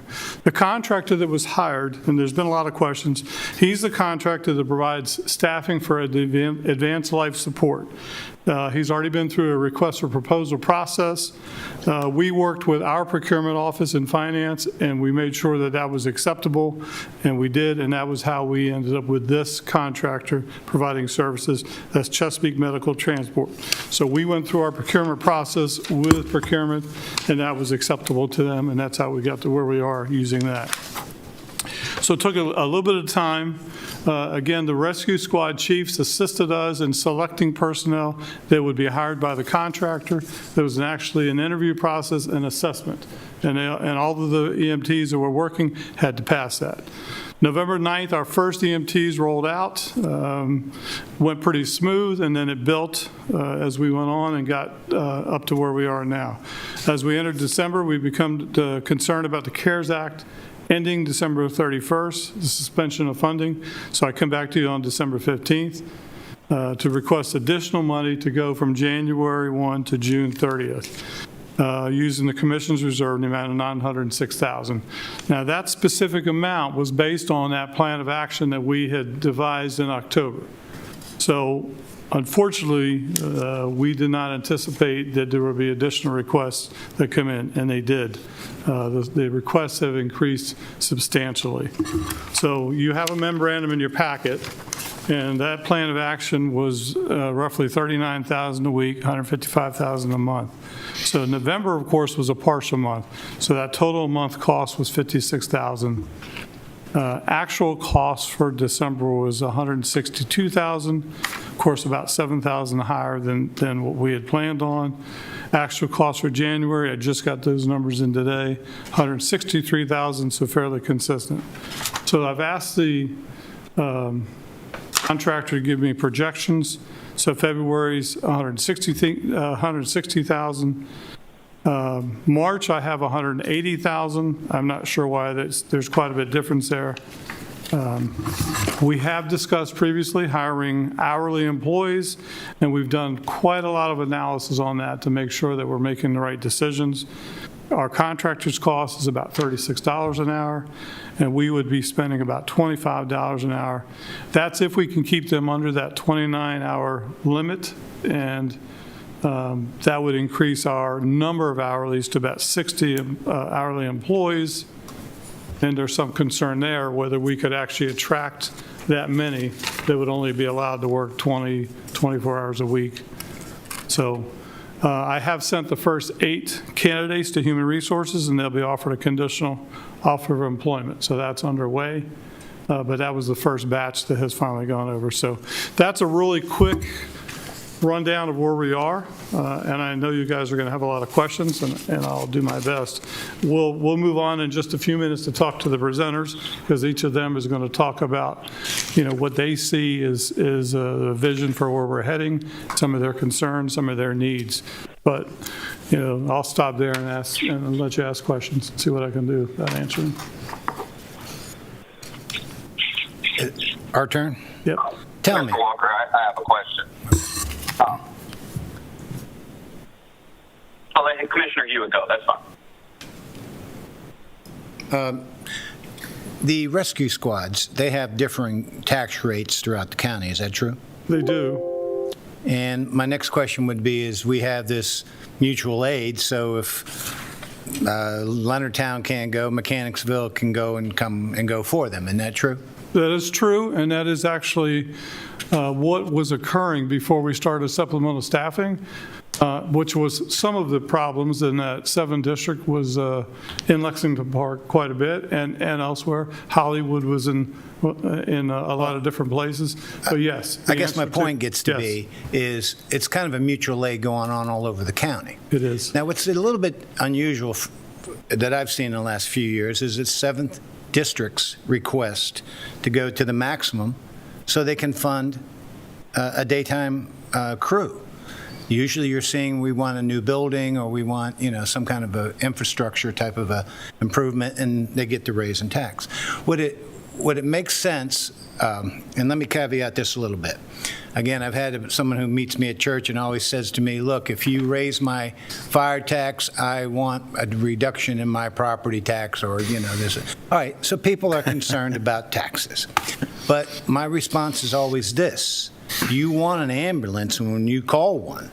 And if you want the ambulance, then we need to do whatever we need to do. So I'm kind of in favor if we raised everybody's rescue squad tax to the same amount, the maximum amount. It seems like you wouldn't have it, well, we raised ours, we hired this team, now they're always running out of our district to go. It just seems like there would be enough money maybe to support cost or expenses at these individual rescue squads. My point being is, if it was the same for everybody, somebody couldn't claim, hey, I got a higher rate than you, and my people keep going into your district. Why don't you raise your rate so you can get your own people? So part of that is out there for me. I think the second part is making sure we can get somebody. Now, I would assume that we're talking about this billing thing and I'm good with it. I'm good with what we're doing today. I want to support these people as much as we can, but I'm looking for a long-term solution. Part of it is take the tax up to the max, even though I'm an anti-tax guy, but make it fair to everybody. Secondly would be, once they start getting some remunerations coming back in, if Lexington Park's getting the lion's share of it, then maybe the Lexington Park tax can be reduced. I'm not saying it will, but the point gets to be, is it reasonable to think that if you had a EMS billing or some type of a supplemental thing going on, that it would be equitable to all rescue squads? I think that's very important to make it equitable. I really do. I agree. That's what I mean. would agree. But yes, I think what you're suggesting is reasonable. Obviously, I think there needs to be some analysis to make sure that we're able to do that. Finance would have to be involved.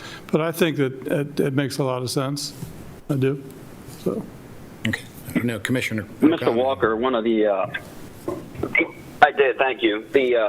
While it's fair, a reasonable request to do that with the tax rate, one, I think it delves too much into the day-to-day operations of what the individual rescue squads are doing. And I know that several of them have expressed that they don't want to raise the tax rate because, we do have the medical billing coming and they'd like some time to go ahead and assess that.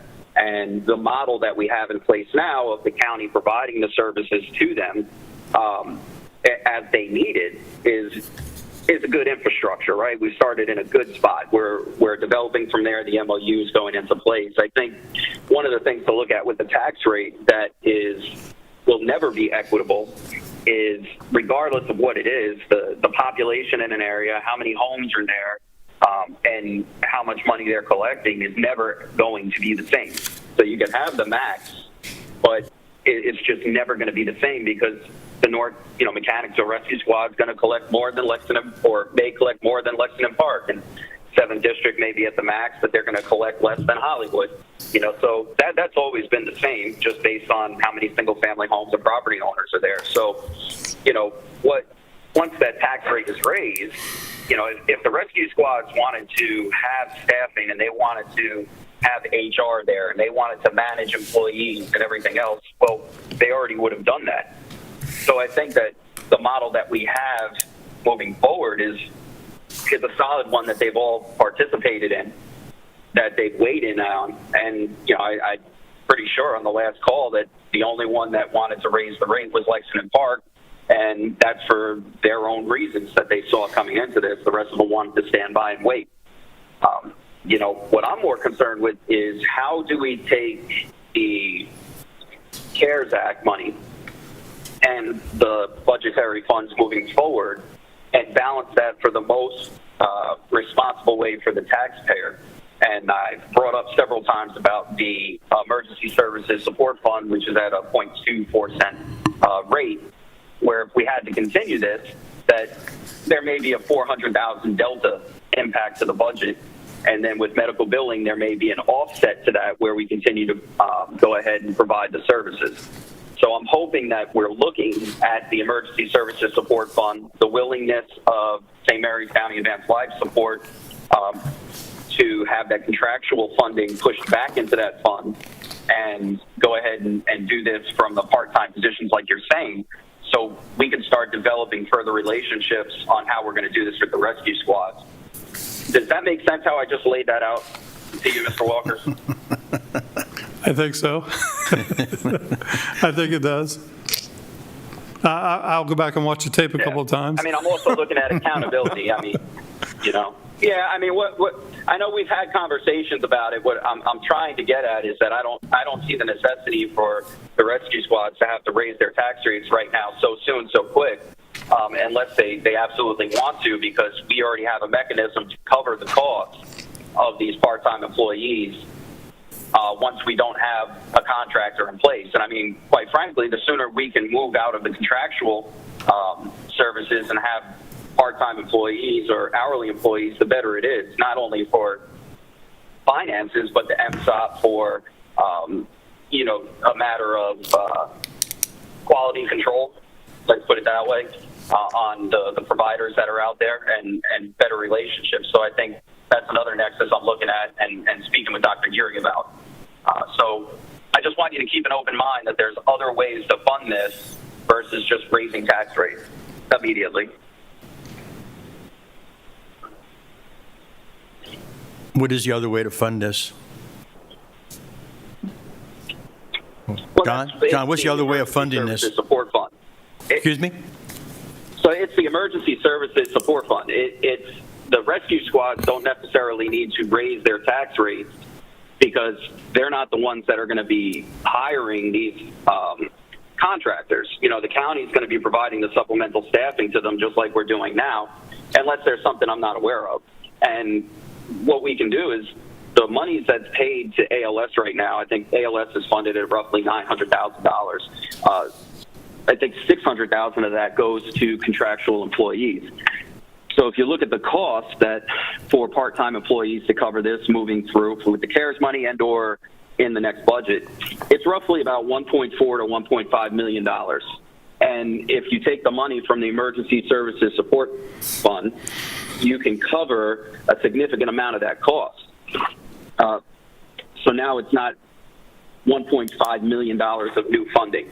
It's roughly, let's say, $400,000 to $500,000 change of new funding. With medical billing coming on board, there is a way to go ahead and recoup that funding that would be over without having to raise taxes.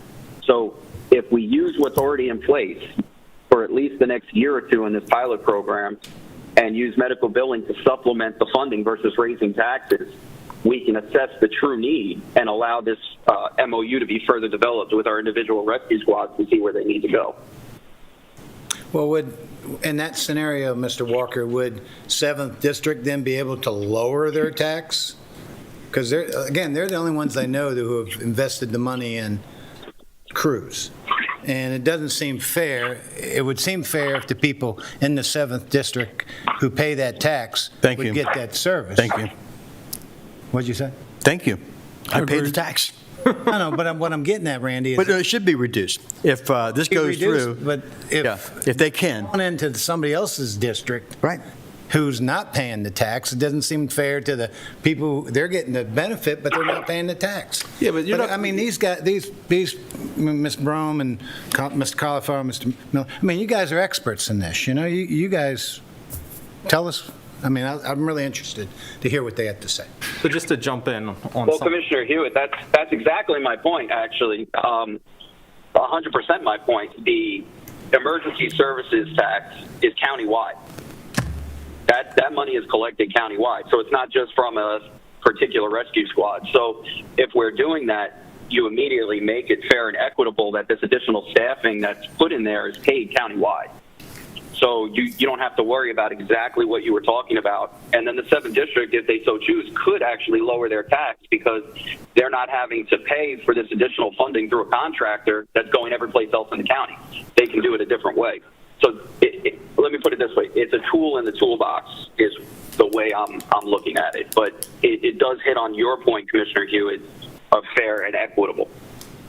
And Commissioner Colvin, I'm sorry if I cut you off. There's like 10-second delay in speaking, and I can hear myself, so I'm sorry. So just to jump in with a few thoughts too, this is an extremely complex issue, very multifaceted.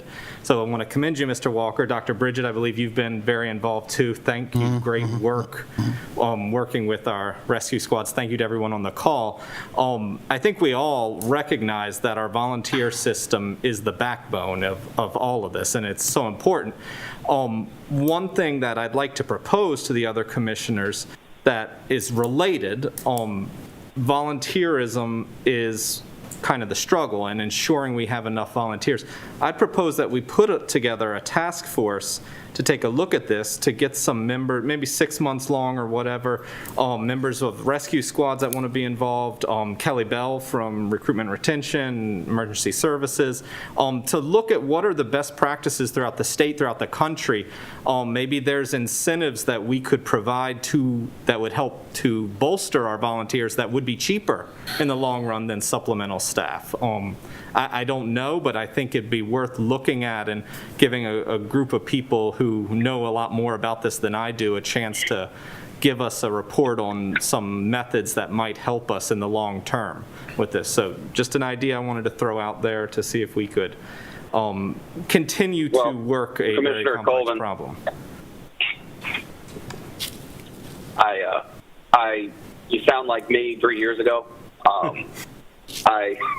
We've had SWOT analysis, task force. We've had, you name it. We had one for the fire rescue program. We've had one for recruitment retention. We've had one for studying the response rates. I mean, all together. And yeah, I'm all about it again if it wants to be done parallel to what we're doing. Oh yeah, I'm not saying stop anything that we're doing. And hopefully it'll be, I think it'd be productive again, now that we're in a different environment with a lot of transitions to do it. I just hope that, I think that hopefully now that we have some changes and people are looking at it from a different perspective, that we can get more information put out, actionable items. I'm reserved, but I see where you're going with it. Commissioner Cohen, I would say COVID. COVID did it all. It's fouled up everything for the last year. Well, COVID just kind of COVID- exacerbated No, problems that were already there. I'm sorry to interrupt. My point gets to be is maybe post-COVID, we can start talking about what life was like, pre-COVID, and that it doesn't get to be. I just think right now it's going to be hard to form some kind of a group until we get past this pandemic. I don't know about that. I think if I may speak up just for a second here, Commissioner Connor can back me up on this, but we went to Avenue well over a year ago to address their shortage of being able to respond daytime. This prior COVID. And the problem is we just don't have the volunteer force to accept this daytime operations. And it was very obvious, and as we're at the 7th District there in Avenue, and you got a guy who's 78 years old with a back brace on, who's a driver, an 80-some-year-old who was EMT. So, I mean, and they probably, at the time COVID hit, they really say, damn, I don't know if I want to go or not. I'm primary for getting COVID and dying. So there's a lot of complications that come into this. And prior COVID, we saw with Avenue, the problem they were meeting their daytime role. And they decided, and we agreed, I did, and Commissioner Connor did too, that they're going to raise their tax to the max to pay for these people. And of course, they came on board, and by gosh, they're able to meet their costs. And I was grateful for that because I live in that district. And I'm grateful that they did, and I'm willing to pay the extra money for funding that. What do we do now between now and before right now, we're going to go into the medical billing, which I'm all 100% for. So many counties already do it. Many states do it. People worry about their insurance going up. It's already gone up, people. In the county, and I go vacation, North Carolina's been doing it for over 10 years. And they pay the same insurance as we do, Blue Cross Blue Shield, and it's already incorporated in there that they're paying for this medical billing. We're just behind the curve on collecting, and we need to collect this. Now, once that comes into play, do we need to then look at our taxes, our rate, to reduce it or increase it? That may be another thing. Between now, we, the commissioners, agreed on 12/15/20 to supplement through June 30th of this year. We agreed to that. Yep. And we came up with $906,000, whatever it was, to do that. What do we do now, past that time period, is the next question now. We've got to put it in play. Raising taxes, I'm definitely against, no doubt about it, any kind of rate change. But then at the same time, this is a service we have to give to our public. This is a primary service that I have to see get through. So until we get the rates of these medical billing done to see how much it supplements our present service and how much it will pay for these supplemental people, we may have to raise all the taxes. Right. And until it's done. And bring them down. And then we'll bring them down as we get this medical billing process. It's going to take a year or two to really get all this entwined in there. And then if we look at that, and I've seen, and Mr. Walker's I brought back a budget from a particular rescue squad in Carteret County, North Carolina. I gave it to them. It shows how much they adjusted their rates the same way. They did the same thing. What we're talking right now, they had already done that 10 years ago.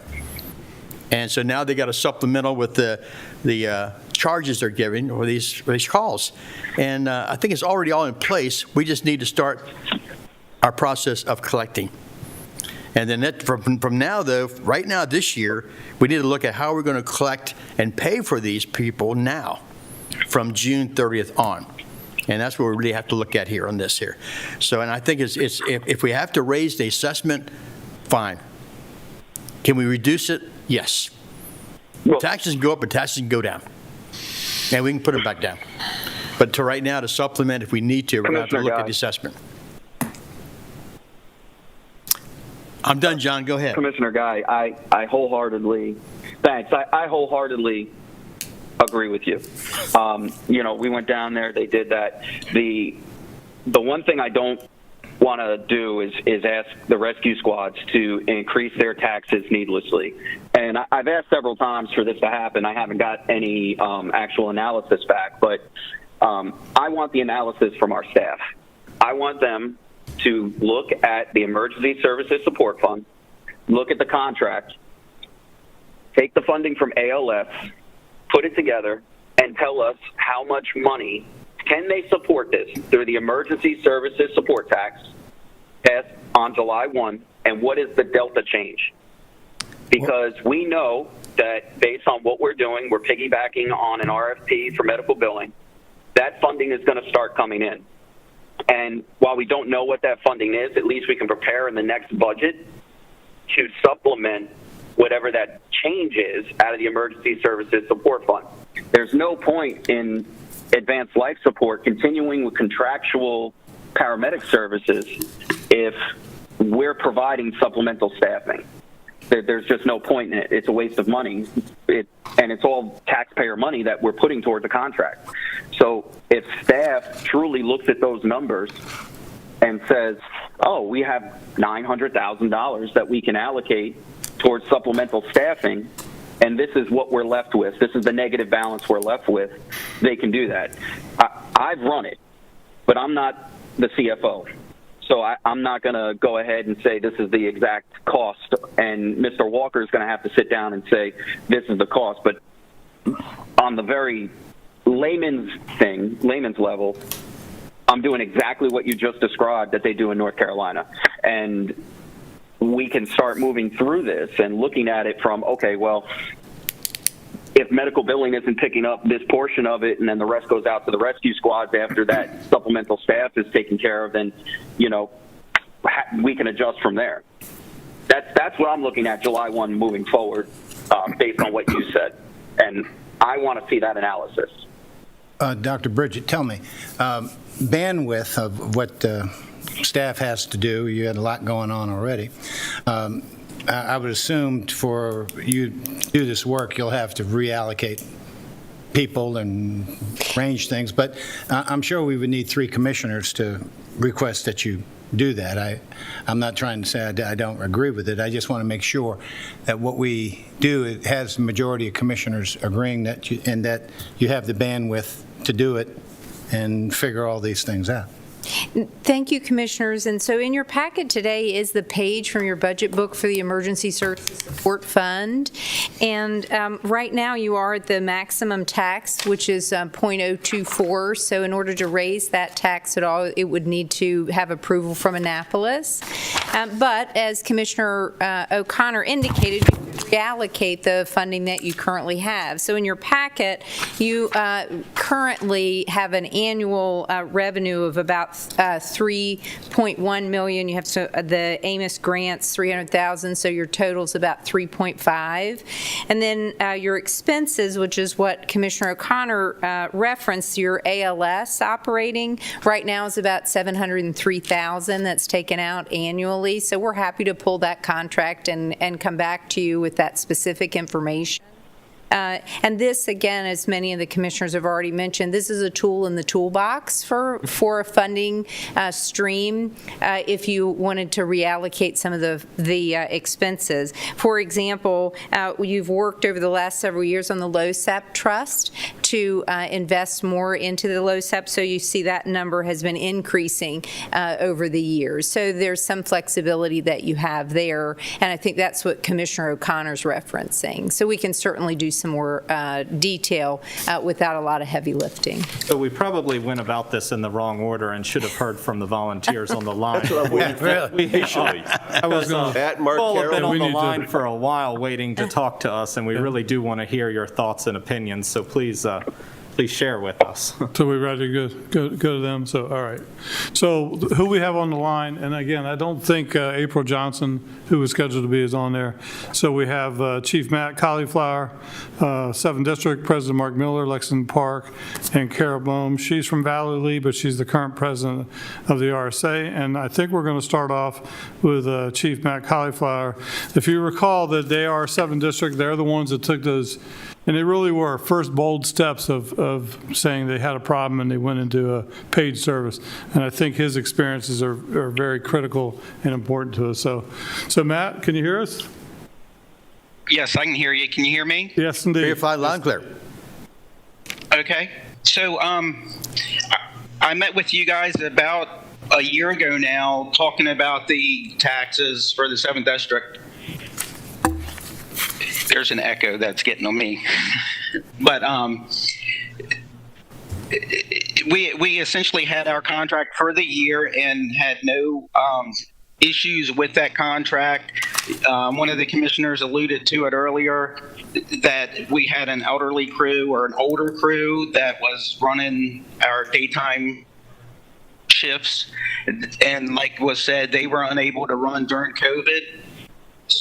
So at one point during COVID, we were down to 2 drivers and 8 EMTs running 3 p.m. to 5 a.m. Monday to Thursday, and then Thursday at 3 p.m. to Monday at 5 a.m.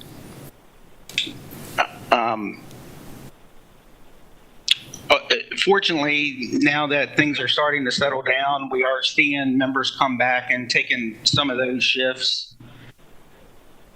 But without the supplemental staffing that we've gotten, we would not have been able to get out during the day. We were talking earlier about how we maxed out our tax rate. And the way our squad feels right now is we're kind of in a holding pattern with the current tax rate. And if the county's going to fund the supplemental 100%, then by all means, we would reduce our tax rate back down to what it was, because in the long run, we just increased the tax rate to pay for that supplemental funding. And I did want to touch on the switchover from our own contract to the county contract. It was seamless. We have great communication with the vendor as well as Steve and his staff. The crew that we've gotten has provided excellent patient care. There's been timely responses to calls, but most appropriate, the people that we've had running these calls for us, we've had no instances where there was bad conduct or a reason for discipline. So we're really happy with that. And just what I wanted to leave you with is that the supplemental staffing during the day for the 7th District, that problem is going to be here for the immediate future. So we're planning on having supplemental staffing in some sort at Avenue, if that's via the county contract or if we have to go back to our own contract. Thank you. Any questions for Matt? Not this time. Yeah. All right, so we're going to go on to President Mark Miller. So Mark is the president of the largest in the county, the largest rescue squad. They have the heaviest workload. We all know the size of the population down there. So he's very critical to this, and obviously he's kind of a center point in our rescue squad operation. So Mark, you want to jump in? Thank you, Director Walker, and thank you, Commissioners, for the opportunity to speak. I'd like to first commend the Commissioners and the Department of Emergency Services, the Ambulance and Rescue Association, the Volunteer Chiefs and Presidents, and Chesapeake Medical Transport for acting so quickly to get the supplemental staff in place. In 27 years of volunteer service, I've never seen something of this magnitude executed so quickly, and it's a true testament to the volunteer services, the government, and the contractor forming a great partnership. Lexington Park Volunteer Rescue Squad would also like to especially thank the 7th District Volunteer Rescue Squad, who actually loaned one of their ambulances to help us out in the first few days of supplemental staff when we were dealing with an MOU issue. A great example of the teamwork with the volunteer services. I'd also like to thank the leadership and the team of medical transport. They are supporting our citizens of our county. We are doing an excellent job. LPRS, very happy with their services, and we're working well together. So very happy. I would like to take a little bit of time to review how we got here. Lexington Park Volunteer Rescue Squad runs approximately 700 calls a year. For supplemental staffing, we were the busiest all-volunteer company in the state of Maryland. That's an average of 640 calls per month, and average 21 calls per day. That's almost 50% or in the 40% of almost all EMS calls in the county. We run out of 2 stations. Each of those stations have their own first 2. I will tell you that complicates some of the statistics you have been shown. I will discuss our DNR rate and the percentage coverage a bit later, but it's not as bad as what was previously displayed. But it has definitely been an issue. In the middle of 2019, we were running all of that call volume with about a 5% DNR rate. We averaged having about 4,800 hours of volunteer service per month from our volunteers. That's about equivalent to 30 full-time equivalents employees. By February of 2020, before COVID, those volunteer hours were down to around 3,900, dropped almost 750 hours per month, and a loss of almost 5 full-time equivalents. That drove our DNR rate up to 18%. In October, right before supplemental staffing was initiated, and we had experienced the most impact of COVID, we had lost an additional 1,000 to 1,100 hours per month of volunteer service. Our DNR rate was around 30%, and it was definitely impacting all of the other rescue squads and our mutual aid partners. In January, we're down to around 2,500 donated hours of duty. That's a drop of another 400 hours and another 2.5 full-time equivalents since October. Although supplemental staffing is required, it does impact volunteerism. We've lost some of our volunteers to the supplemental staffing. They're working it. They're working long hours, so they don't have time to volunteer. And others are not volunteering because we have paid staff. That has been seen in other jurisdictions. I will say, though, with supplemental staffing, over 1,400 hours of support a month, our DNR rate is down to around 10%. Our average coverage from supplemental staffing is 52% of the required shifts, which is very close to what 2 other departments are getting. But our full-time equivalent of volunteers is down to less than 15 FTEs, which is half what we started with in 2019. Volunteer EMS is a very complex issue, and COVID as being one of the multiple issues that we're trying to tackle. One factor in Lexington Park is employers not allowing people to do EMS volunteering. It is not just the Department of Defense. It is larger than that. We have had numerous... Can you hear me? Yep. Yes, you're hearing fine. Yeah, you're doing good. Yep. Thank you. You're going to have some questions when you're done. Yep, I'll be done shortly. I know I'm saying a lot. It is larger than just the Department of Defense. We've had numerous new members join and then had to resign because non-Department of Defense, non-contractor employers did not want them volunteering. That is hurting us gaining new EMS volunteers. So where do we go from here? Supplemental staffing must continue. It is a requirement, and I do not see it ending anytime soon. I will state that the transition from contract to county employees has impacted the ability for the contractor to fill its slots because everyone believes they're going away.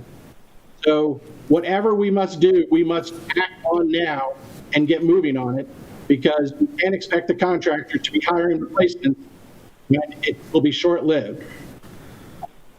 We believe at Lexington Park that the solution has to be full-time positions to get the quality providers that is required for these positions. We cannot expect people to give up jobs or to work long hours and have no benefits and still get the quality personnel that we want in to handle the EMS calls that the volunteers cannot. Me personally, I believe the solution needs to cover the basic life support rescue squads should be separate from any transition of staffing of advanced life support. I think bringing paramedics, cost of paramedics already is a challenge into a larger funding challenge, as we've seen with the cost of the contract. St. Mary's ALS Chase Start services will still be required no matter what we do here in the foreseeable future. As for funding, I know it's a difficult thing to figure out. LPRS did not request a rescue squad tax increase in fiscal year 22 because the public guidance that we received from you, Commissioners, was no tax increase. It was said numerous times in your meeting. We did in our fiscal year 22 budget show income from EMS billing. But we believe EMS billing has its own challenges, and we're really not sure that that will be a full funding solution for supplemental staffing. I do agree with the recommendation of going forward with a pilot program, as will be discussed here in the future. LPRS is open to investigating all funding options for this. We are working with the county through the EMS billing MOU. And in closing, I would just like to really thank all of the first responders, Sheriff's Department, troopers, fire departments, EMS in St. Mary's County that have continued to work through the COVID pandemic. It has not been easy, but their service to this county is greatly appreciated by myself and Lexington Park Rescue Squad. And thank you for allowing me to speak to the Commission. Thank you, Mark. Any commissioners have any questions from? I do, but let Ms. Brome, I mean, okay. All three of these people have been giving us inputs, and thank you very much. And I think what you've been doing is very insightful, and that's SIGHT. So the next one, of course, is Carol Bohm. She is from Valley Lee. She's been doing this for a very long time. She is the current president of the RSA. She is the voice of the RSA. So she, of course, is very relevant to us. But Carol? Thank you. Thank you, commissioners, for allowing me to speak. Can you hear me? Very loud and clear. Good. I guess to talk a little bit about, I mean, you have Mark Miller here, who's been with the organization for 27 years. You have Matt Cauliflower, whose whole family has participated in EMS care in the 7th District.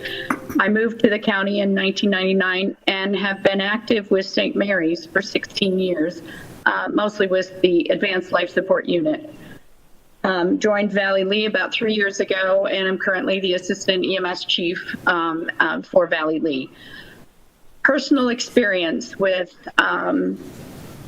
this whole kind of wheels falling off the volunteer system is that we're down now because of COVID, because of deaths, and because of jobs. Our EMTs, we have currently 12 that will run duty 1 or 2 nights a month. Without the supplemental staffing, we would have no daytime coverage. As the 3 months prior to getting the supplemental staffing, because I'm retired, it was me or it was no one. And it is not fair to expect mutual aid from the other groups who are having as much problem as we are. So the supplemental staffing was very much appreciated. I worked directly with the contractor and the contracting company to ensure that for the entire county that we got qualified people and that the chiefs were happy with the transition to the contractors in their ambulances at their stations. I don't see this volunteer problem going away. We are going to have some sort of paid supplemental staffing going forward. Volunteerism has just fallen dramatically even across the US of A. So I can't see at this juncture with COVID still raging that we're going to have much luck in recruiting people. We lost 2 active department members to COVID, and it has really hit our department hard. So that also has impacted on our ability to respond and get the schedule full. I think that one of the negative parts of the contractor and supplemental EMT staffing was the intrusion into the process by Chief 18 and being disruptive and telling people that they were going to be hired by the county, the contract employees, they were going to be hired by the county. There was a lot of miscommunication, and it definitely impacted the contractor's ability to fill the shifts at all of the EMS organizations that were requesting help. That since I think has been taken care of. And I agree with Mark that ALS needs to be separate from the EMT supplemental staffing. The chase vehicles are not going to go away. They're just two separate issues, and what we're focusing on right now is the EMT supplemental staffing. Our problem is a multifactorial problem. The wheels started falling off a number of years ago because I remember a conversation I had with then President Jackie Russell about the problems that we were having with recruiting and retention. We would support and pay for education, and no sooner than they got that certificate in hand, they were going off for a paid position. So we have to, look at things kind of more globally than just this is the problem and this is how we should fix it. So we all know that the volunteers, where are they? They're just not coming forward. But another problem is public education of when and why to use the 911 system. I have not heard anything from anyone in county government willing to address a public education initiative in partnership with MedStar and maybe the Department of Health. COVID definitely has dampened everything. And I think it probably made the wheels fall off the EMS system. Anyone who listened to the radio on Monday mornings was astonished that we were going 8, 9, 10, maybe more deep trying to find an ambulance. There is this pervasive what's in it for me attitude amongst a lot of the volunteers, particularly the younger generation volunteers. They don't really quite understand LOSAP and what it means. There just isn't anything, it's more of that what's in it for me attitude rather than what can I do to help.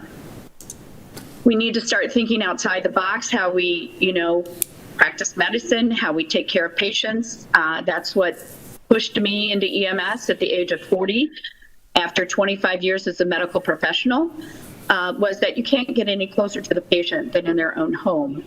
So I think we need to start maybe discussions, and we might include the health department as well as the Department of Aging, as well as social services, as well as St. Mary's Hospital, in looking for ideas on how to drive down this 911 use, because we all know that not all the phone calls to the 911 center are actually for true emergencies. And oftentimes we find ourselves on the call for the stub toe when there's a call on our first due and it's a fatal motor vehicle accident. So there's a lot of things that can be looked at, and I know this discussion is looking at funding. I know that Mr. Walker is going to talk more about the funding in a little bit, but you need to get on this right away. And if we have to piggyback onto somebody who's already been vetted through another county, then I think at least for the next year, that's what we need to do. Billing is a complicated problem. It needs coding experts. If you don't use the right language, the insurance company sends it or denies it back. So it is not going to be the gift that everybody thinks it's going to be. It's a lot of hard work. We have to teach our EMS providers how to chart, because if you don't chart it, you didn't do it, and therefore you can't bill for it. So there's a lot of education that will go into the process, but you got to start, and you got to get started soon, because billing returns come anywhere from 3 to 6, 9 months after the call. So it's not an immediate generation of revenue. I was a little dismayed when at our meeting the other night when it was brought up that all the rescue squads should go to the max rescue tax rate. because I didn't think that we were going to go that route. I thought we were going to try to, use the contractor for now. Monies are approved through the end of June to give us some time, because this process cannot be rushed. And my hat is truly off to Chesapeake Medical Transport for making this happen in short order and in the fashion that it was, and seamless to the people in the county. I too commend the contractor for providing us with competent people. I have had compliments from patients and family members about the care that they received, and they were just happy to see a second district box pull up to their door. I challenge the commissioners to be open, to be transparent. I hate using that word because it sounds political, but be transparent, keep us in the loop, and we will do whatever we can to keep that budget below $155,000 a month. The chiefs are going to be meeting to discuss what their needs actually are. So maybe we can give up a few shifts here and maybe give a shift or two to the park to help them have staffing 24/7, which I believe is very, very, very important. And that's all I have to say. Thank you very much for this opportunity. Thank you. Commissioners, any questions now at this time? Yeah, I have a few. Mr. Miller, tell me, you said that you think you had a drop due to COVID as far as people being available to come to the rescue squad. Would you expect that to continue after COVID, or would you expect these people to come back? I believe there will be some percentage that return, but I do not believe that that's the only problem that is out there. I think it's a larger issue of a younger crowd. Us having a large call volume, get volunteers from not just our first due, but all throughout the county and even some outside of the county, because they want the high-speed nature of running so many calls. But in that younger generations, as Carol stated, some of it is what's in it for me. Some of them have departed because they're not getting paid. I don't know what the future, I don't have the crystal ball of the future. I expect some to return, but I cannot say that Lexington Park is going to return to its capabilities prior to 2019 after COVID. I think it's safe to say you probably will not get to the level you were, but again, we'll have to hope for the best. Now, when you talked about employers not wanting employees to run calls, do you think that's due to COVID too, that these employers don't want their employees exposed to COVID potentially, or is it for another reason? It is 100% for that reason. We have had in the last 6 months when we started, we of course stopped new membership during the beginning of COVID. We have since opened up, allowing 6 new members a month so that we can do the training. Out of every single one of those months, we have lost 1 or 2 people that joined and then had to terminate or resign because when they actually discussed it or mentioned it at work, that their work no longer wanted them to volunteer because there was a risk of them bringing COVID into the workplace. Okay, it makes sense. Well, actually, it doesn't make sense because if you look at EMS, the use of protective equipment, there has been no EMS exposures with active cases from any of our EMS providers in our calls. All of the EMS providers that have come down with COVID have been exposed at work or outside of EMS. If EMS operations are done properly, you're most likely safer in the ambulance on a call with a COVID patient than you going to Walmart today. That's my personal opinion. Wow, well, that's an interesting observation. I believe that. And I think we all agree with you.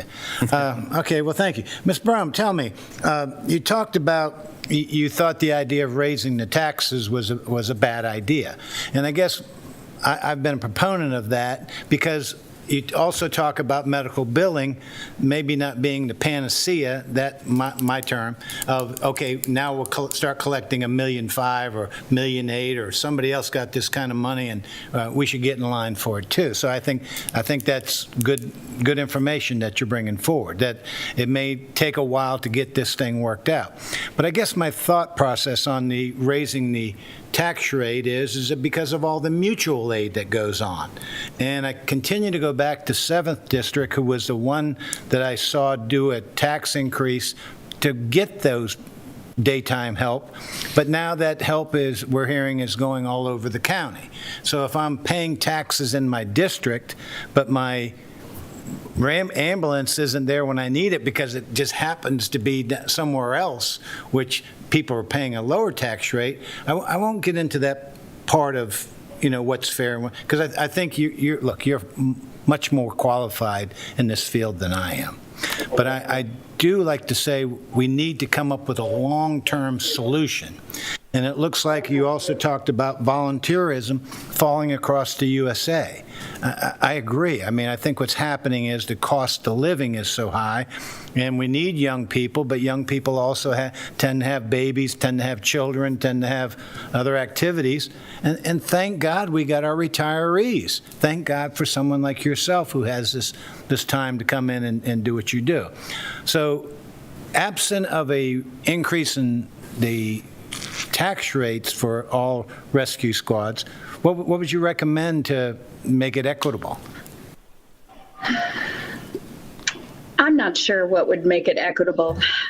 I know that I ran on the medic unit, not this past Sunday, the Sunday before, and listened with horror to the call volume for Company 6 when we have a paid unit on 7 days a week during the day from 5A to 5P. Out of the 17 calls that Company 6 got from 8 a.m. to midnight, 3 of those were in our first due. 14 of those calls were mutual aid. So to me, that speaks, for itself.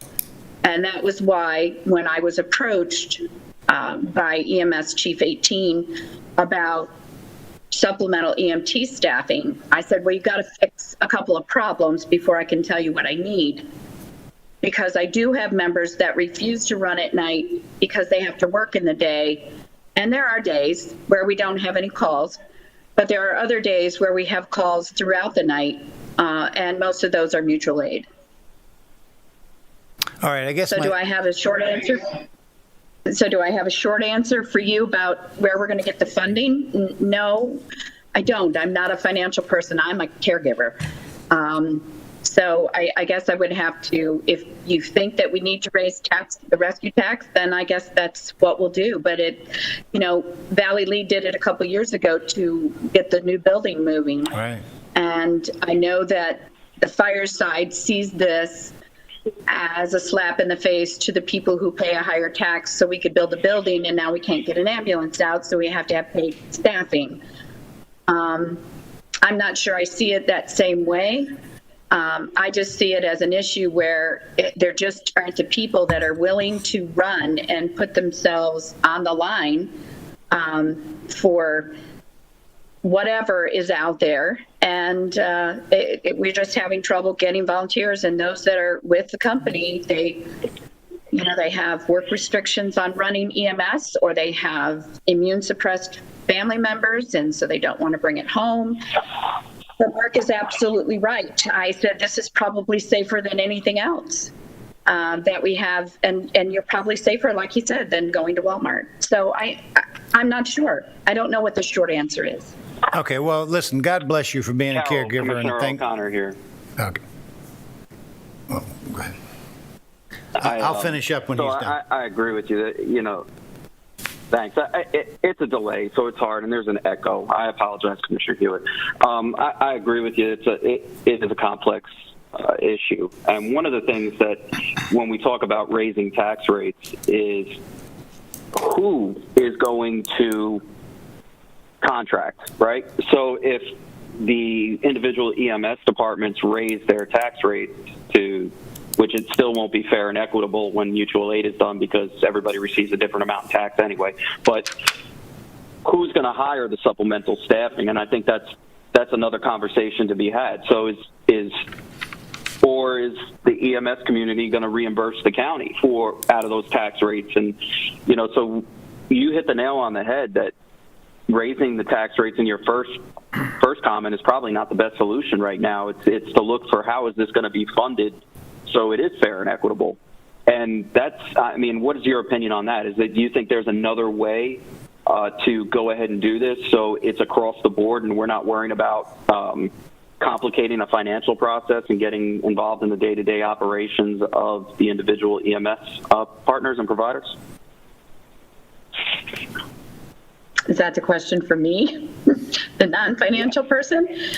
I know that the Volunteer County Rescue Chief and I have had conversations. He would like the Rescue Squad Association to become, a body that hires a contractor to provide the EMT supplemental staffing. I'm not convinced that the RSA, which is the volunteer organization, is up for that. And where would we get the funding? And he said we would do the billing. But then again, you run into the same sorts of issues.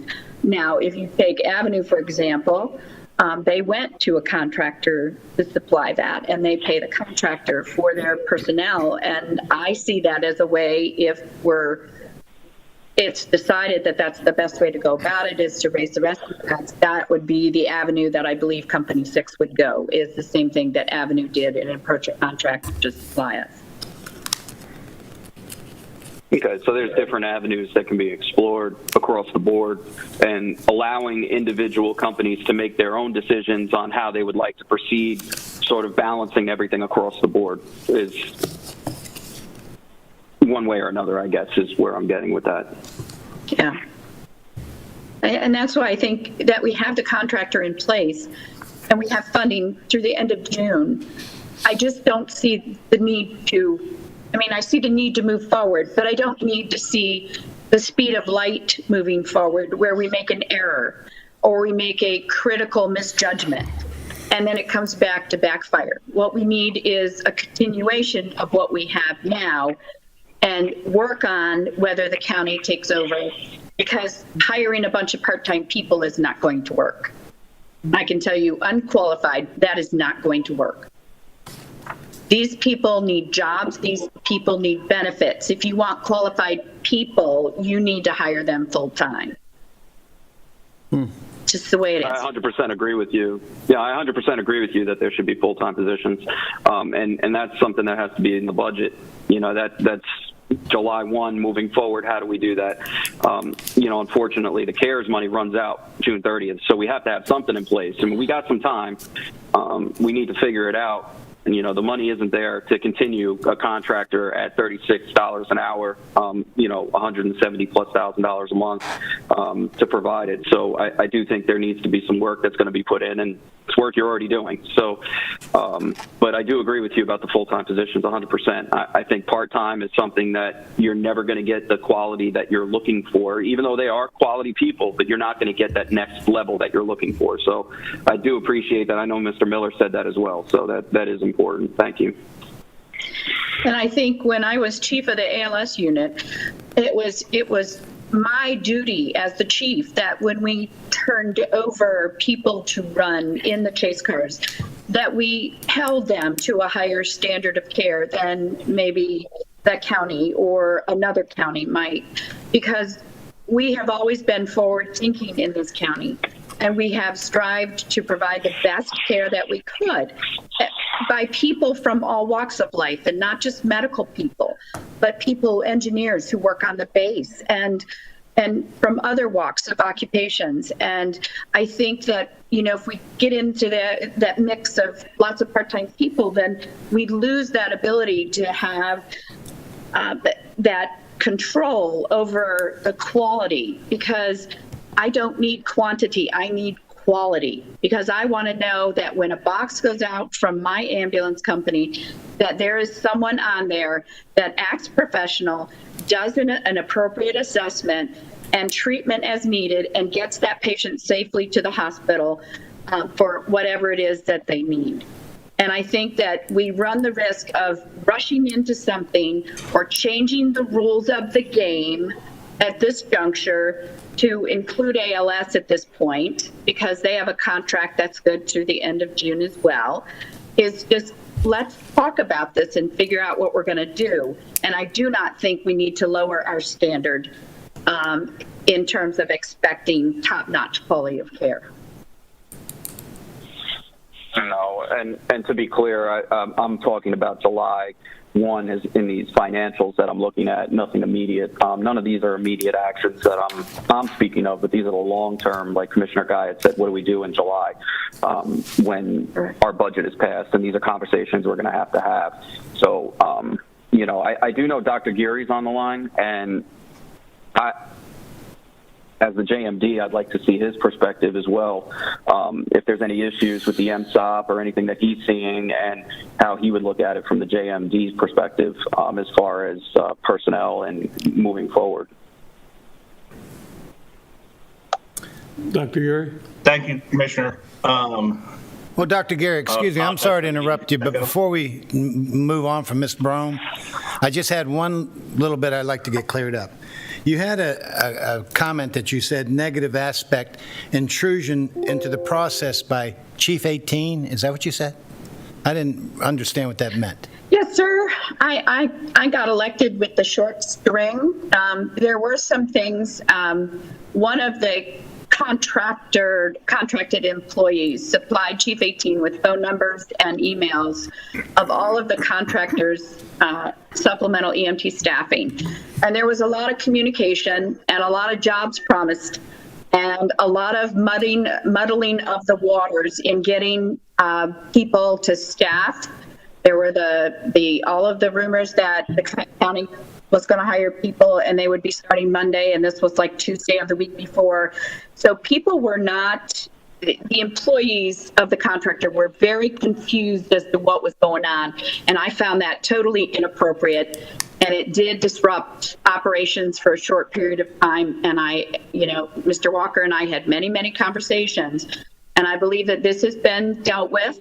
When you have a contractor and he hires people and puts them in positions, they don't become employees of the county.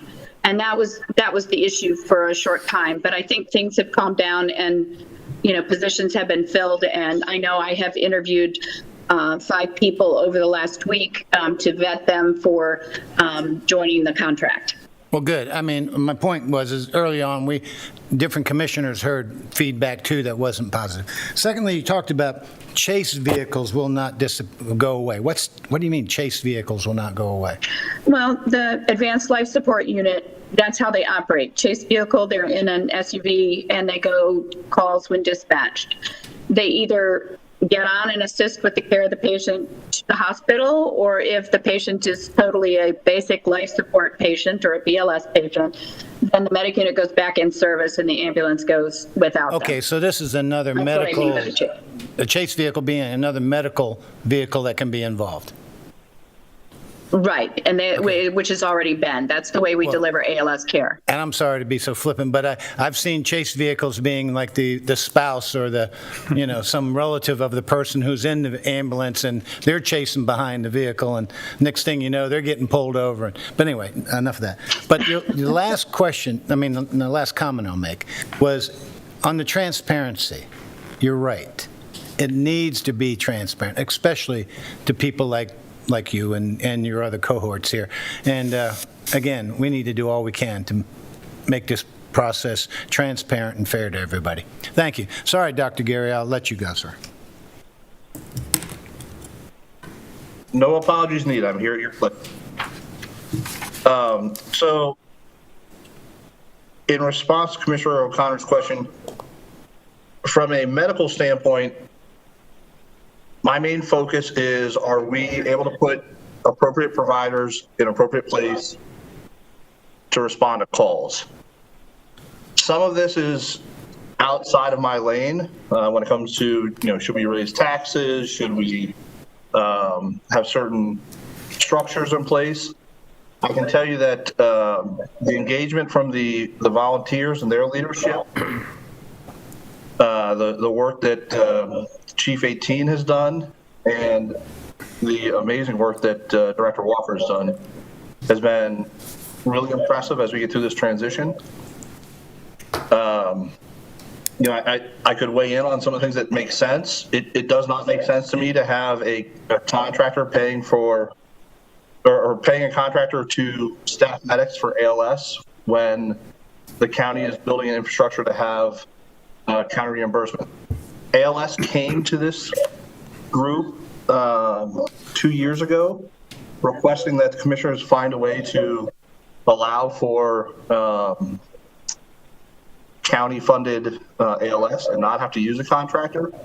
At that time, they transitioned from AAA to Chesapeake. All the employees from AAA simply signed on to Chesapeake. The reality is the members that do this contract work really don't care who their employer is. They care about providing good service and making sure they get paid appropriately. I don't see any issue with transitioning from the current Smalls contract into county employees. This echo is really hard.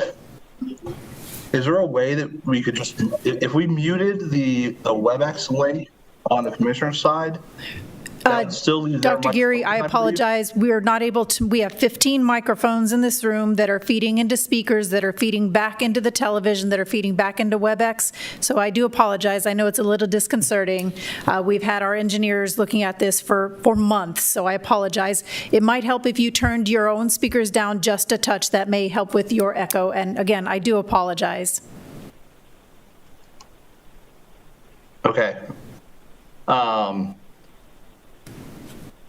Where was I at? So, yeah, I think that we've done a great job at moving forward. From a medical standpoint, I think that having appropriate personnel in the right places is best. I can tell you that I am a little bit concerned about the current structure where I have no recourse in that we're working with a contractor. If this were all rolled into the county, I think that we'd be able to have a little bit better accountability at that level. So if there's any other direct questions I could answer, I'm happy to do so. Currently, Dr. Geary, with the ALS contract, medics are only hired if they have 3 or more years of experience. So I think that rules that medic that you were speaking about out of the equation because of the years of experience rule. I'll respectfully disagree with your interpretation of that. So before we move into items that would normally be discussed in executive session, like we previously just discussed personnel issues that should have been held in executive session, and I appreciate the, I don't want to have anybody get into a debate based on things that could put us in situations that, you know, obviously it's been brought to light. I appreciate it. I just don't want to have a debate about it because there's certain legalities that come with it. You know, I just want to make sure that we're staying on course, and I appreciate the MSOP issue being brought up and the stance of Dr. Geary as the JMD. What conversations, I think there's some issues that obviously need to be worked through. I just wanted to make sure we were all on the same page.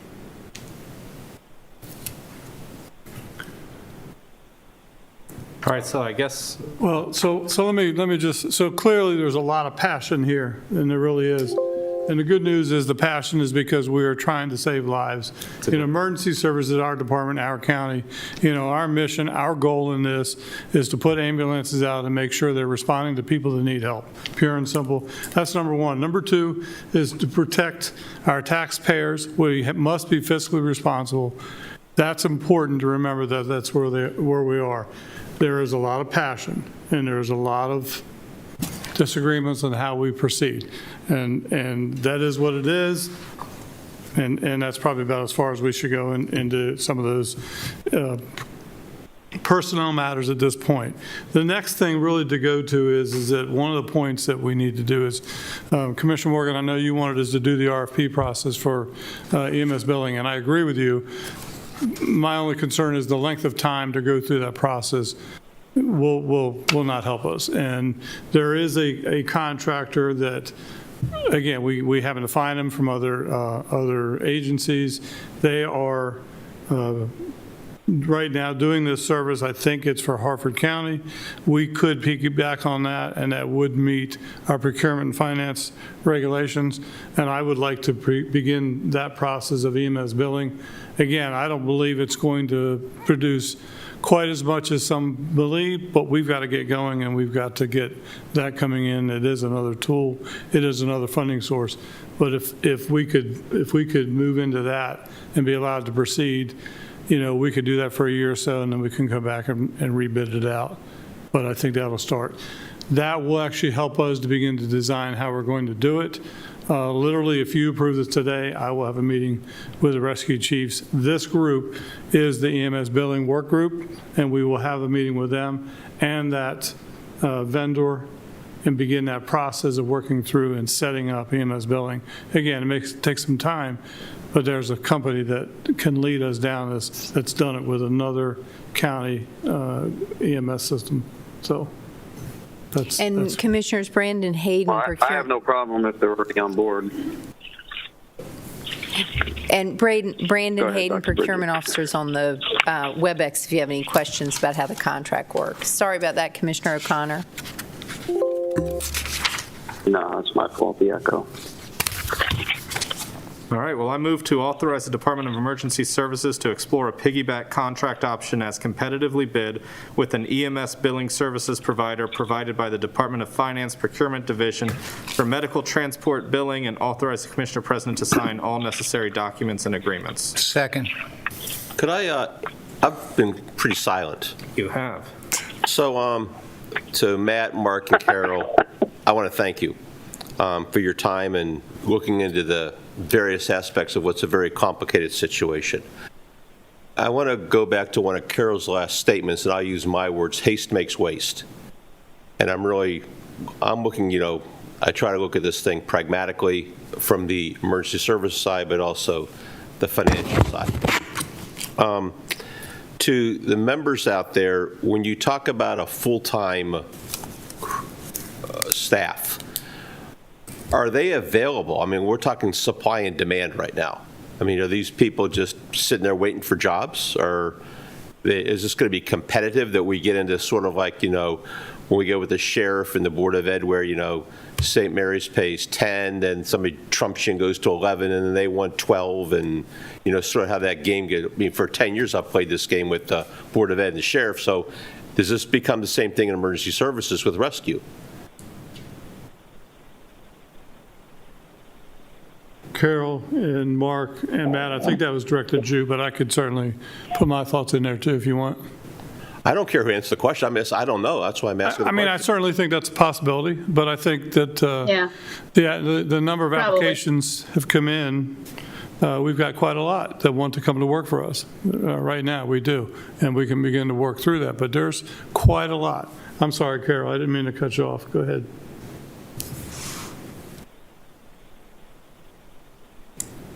I was just agreeing with you. Okay. With me or with the Commissioner Morgan? Well, kind of a little of both. I think you may end up in that tit for tat, but I know that people are looking for jobs, especially the younger people who have acquired their certificate and now would like to work full time. Well, I'm all in favor of people who want to work full-time, trust me right now. I mean, just watching the number of people who don't want to work full-time so they get the benefit, that doesn't really make a lot of sense. Now, I recognize if I got the math right, we got $165,000 a month to spend on this for 6 months based upon the CARES grant. And I recognize that $165,000 is probably going to have to be split proportionally based upon calls and service and all that stuff. And I'll let you guys come back and tell us how that would be look to be done. And I agree with Dr. Geary on the fact that our primary job is to get those medical services out there. So I got three ideas. You got full-time, you got contractor. Have they thought about 1099? Have not, but that's an interesting idea. I mean, if you think, I'm not being facetious. I mean, if you have a couple that works and the person that can be a 1099er and the benefits are provided by the spouse, no family that I know of takes two sets of benefits when one's providing them already.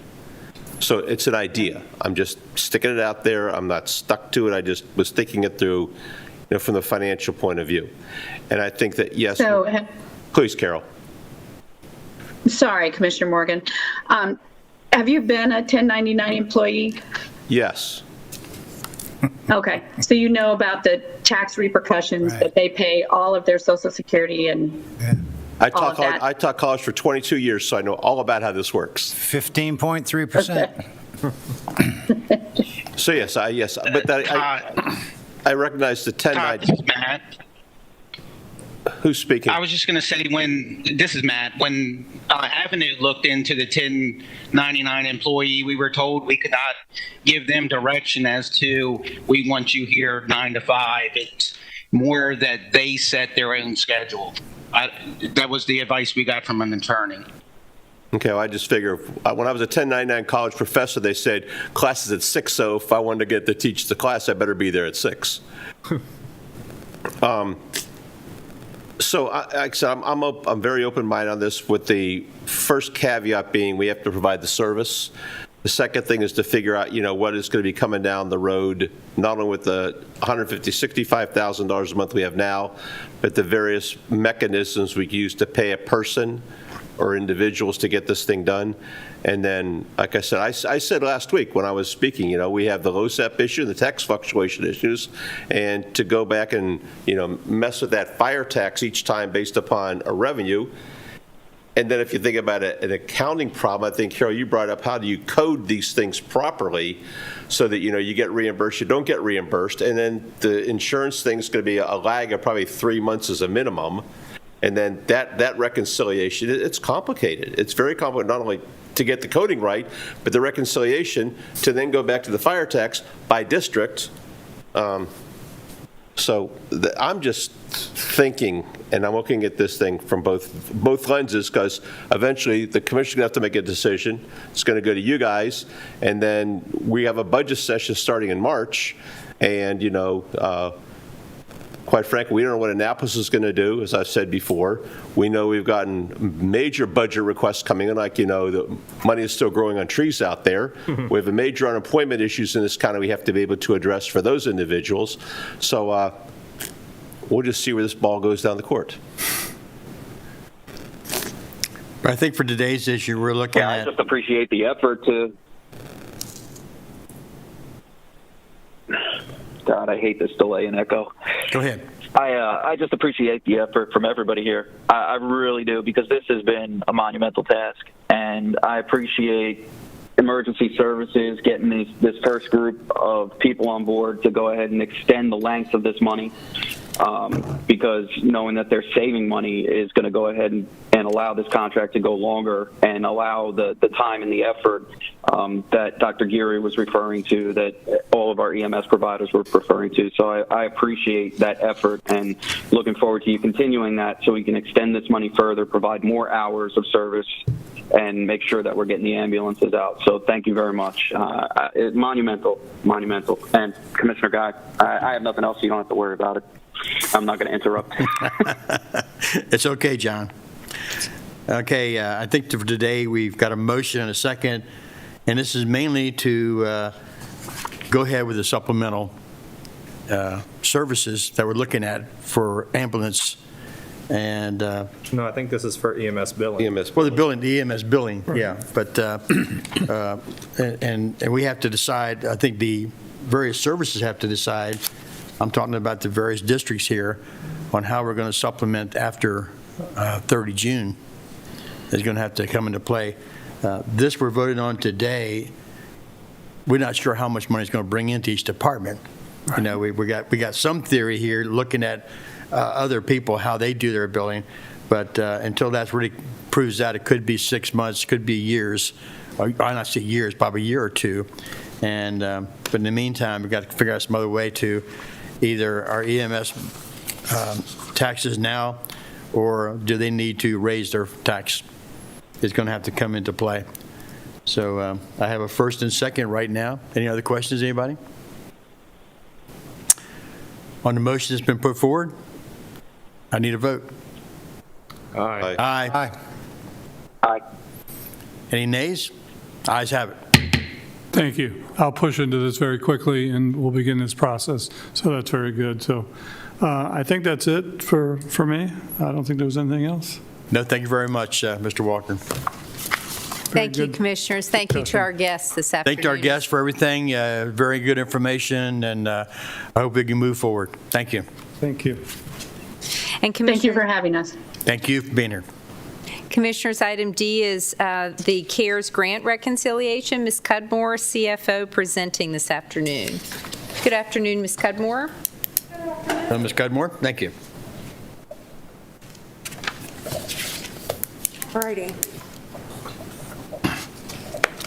And also joining Ms. Cudmore this afternoon, we do have an update on the Restaurant Relief Fund 2. Mr. Castellanos is here. He'll come on up to the presenters table. That'd be great. Thank you both. Good afternoon, Commissioners. What a difference a month makes. I was here on December 15th, and I think we were still trying to spend millions of dollars. Well, by golly, our county departments and sheriff's office have spent that money.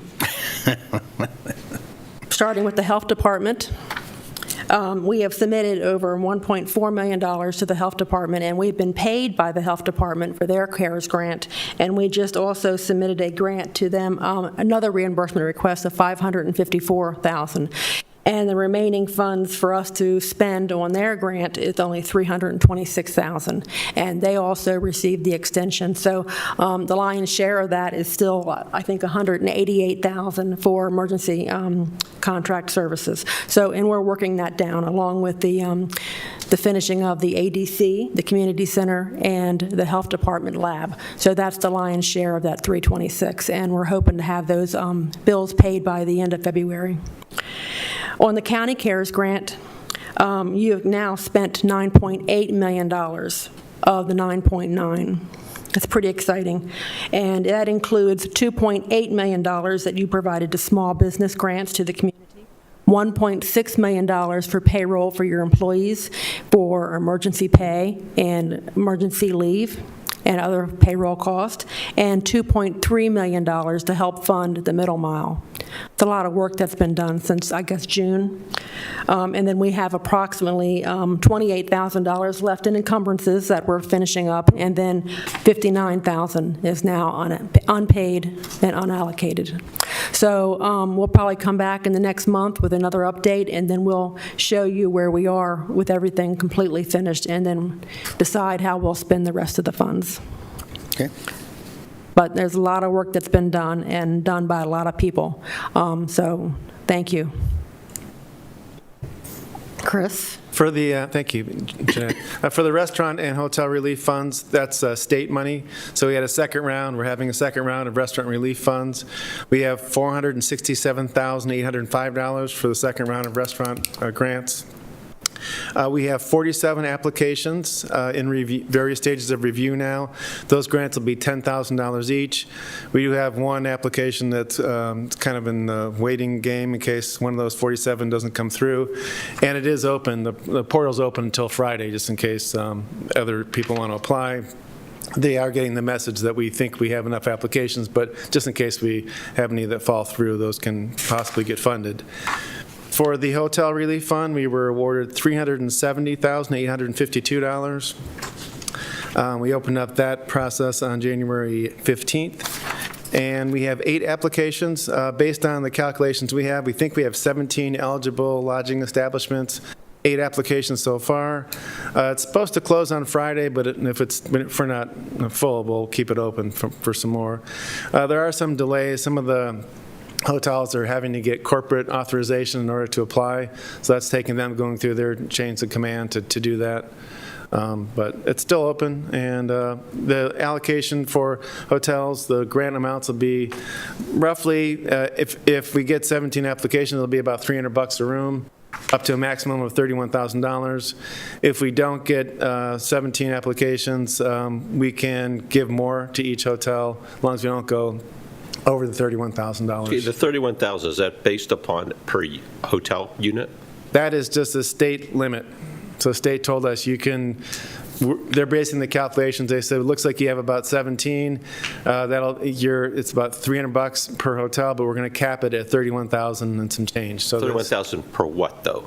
per establishment. So 300. No hotel can get more than They use 31,000. 100 rooms times 300 to get $30,000. Right. If you have 200 rooms, you get 31,000. Okay, so basically it's based upon, but it's per hotel, not if you have a person who owns 5 hotels, they aren't capped at 30,000. It's per hotel. You're right. Thank you. Yep. Good. Okay, good. Then I move to accept the CARES funding update as presented. Second. I have a first and second. All in favor? Aye. Any opposed? Aye. Aye. What's that, John? Said aye. Ayes have it. Thank you, Commissioners. Thank you, Commissioners. And last on our agenda today is from the Office of the County Attorney with the Redistricting Board appointments. Mr. Weiskopf. Thank you. Good afternoon. Again. Good afternoon again.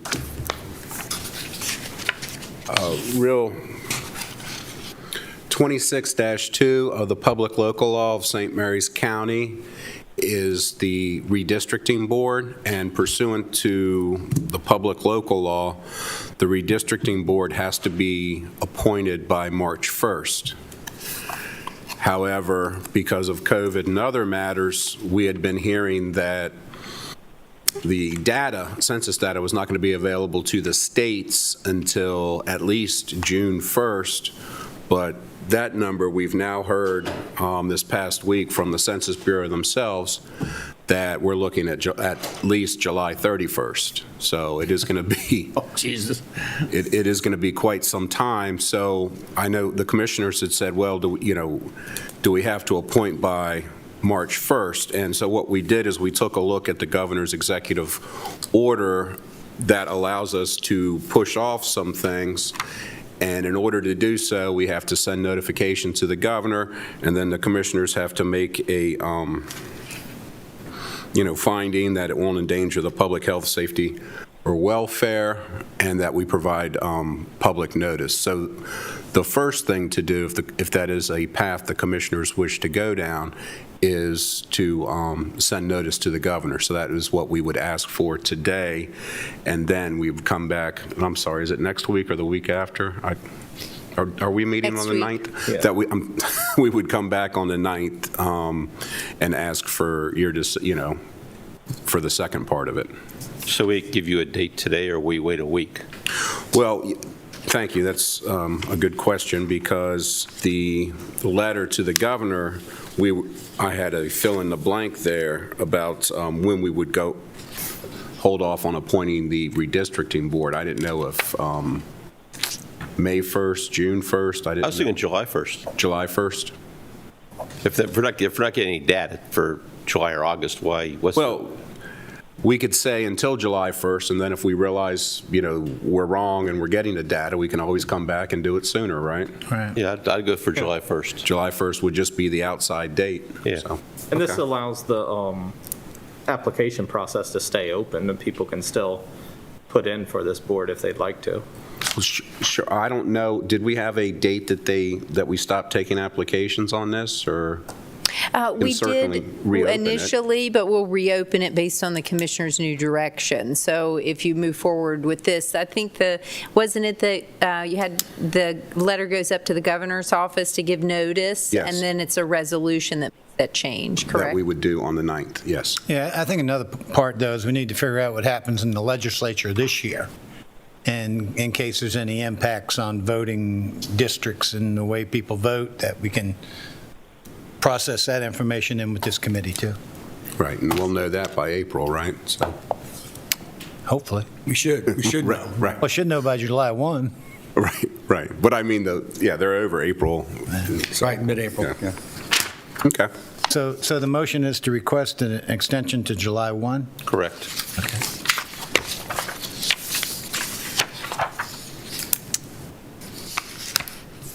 Did you make the motion? No, actually, we're approving sending a letter to the governor, right? With the Is that the requesting a date of July 1st. Yeah, Yes, and then we'll be back next week with a resolution. because this one has a deadline of March 1st. So you have to, it's suspending the legal deadline of March 1st and making the new deadline July. Okay. But I guess the reason we had to have it done by the end of January was because... It's our public local law that Annapolis set forth. All right, there's another... 26-2. There's another controlling authority, Al Gore was Yes. saying. So we're asking to suspend that until July 1. Okay. So you need a motion to that extent, or has it been made? Yes, please. I move to approve sending the notification to the governor of the commissioner's intent to suspend the legal deadline of appointing a redistricting board by March 1st, 2021. No. No, to July. Oh, by July 1st, You're 2000. suspending the March 1st with, and then keep going with the new date. With the new date of July 1st. Very good. Second. New Thank date you. of July 1st. Yeah. Yeah. Okay, we clear on that now, Dr. Bridget? You got that? Yes. Thank you. Okay. I have a first and a second. All in favor? Aye. Aye. I got all ayes. You got it. Thank you, Commissioners. That's all I have. Thank you very much. Thank you, Commissioners, and this completes County Administrator time. Well, it's about time. Lord knows. Even too long on this. Okay, Commissioner's time. We'll start with Commissioner Morgan this time. Thank you, Mr. President. As I've been teasing Dr. Bridget the last couple of days with our extraordinary snowfall, but the sky is falling.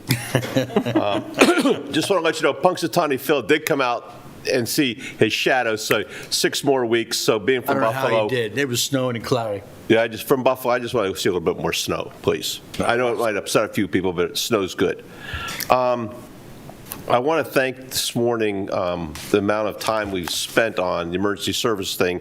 It's very important to us and to what we do, and we want to get it right. And I think that everyone's rowing now in the same direction. I think we're going to get there, folks. As you could have seen earlier, we're spending a lot of time watching Annapolis. There's a lot of bills up there that affect us.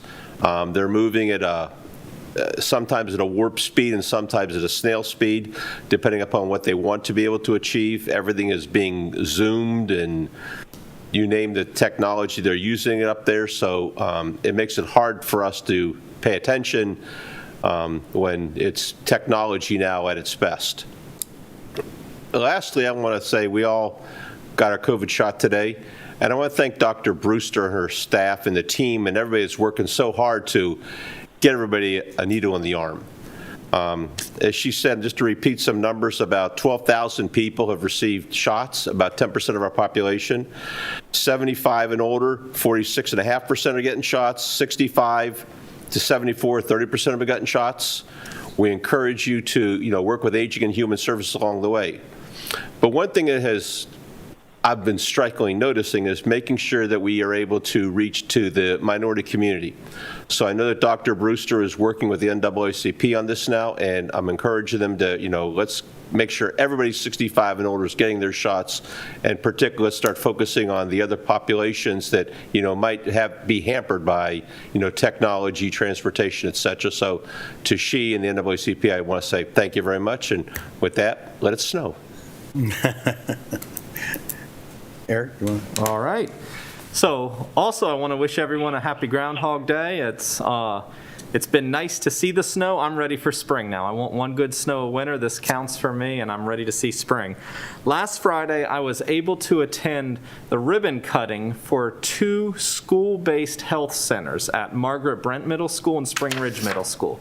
These have come about through the health department. They use their CARES funding to be able to purchase these and build them out, and then using partnership with the public schools and the sheriff's office, and it's a really good thing. They're going to be able to provide a lot of services during the day for the students in those schools, but then they'll also have them open in the evenings as clinics for the communities, both in the northern part of the county and the southern part of the county.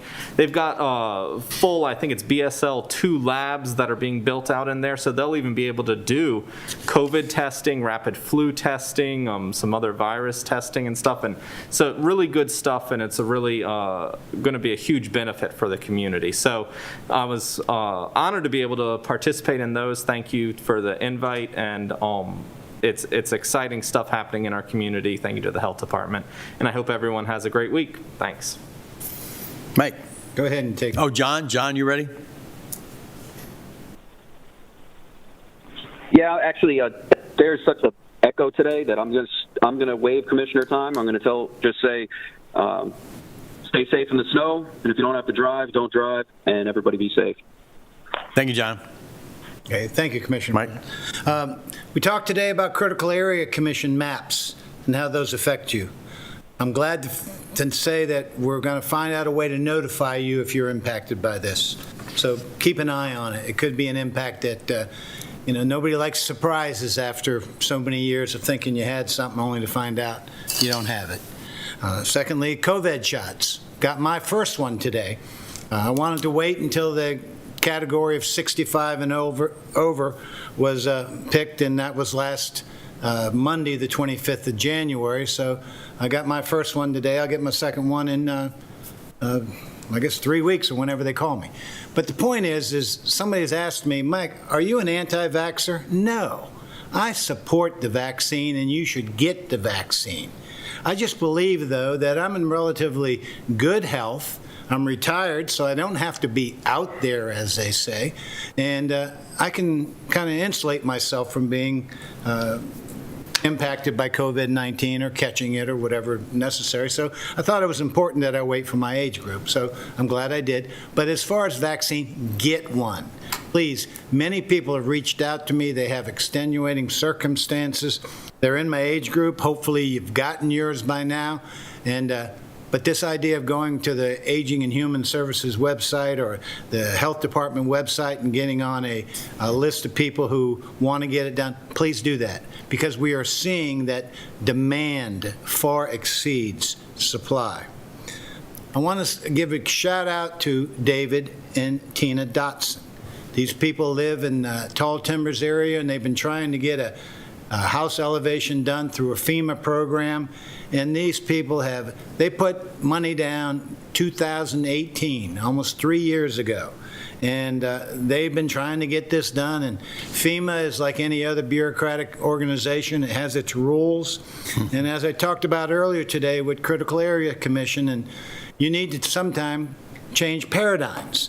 And these people at FEMA are good people, and MEMA, Maryland's equivalent to FEMA, good people, but sometimes they operate in a way that this is the way we've been doing it and we can't change.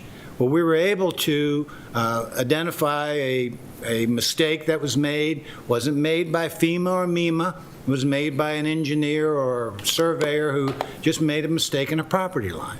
And the point is, make sure if you feel like you're being inundated with red tape, bureaucratic delays, that you reach out to us.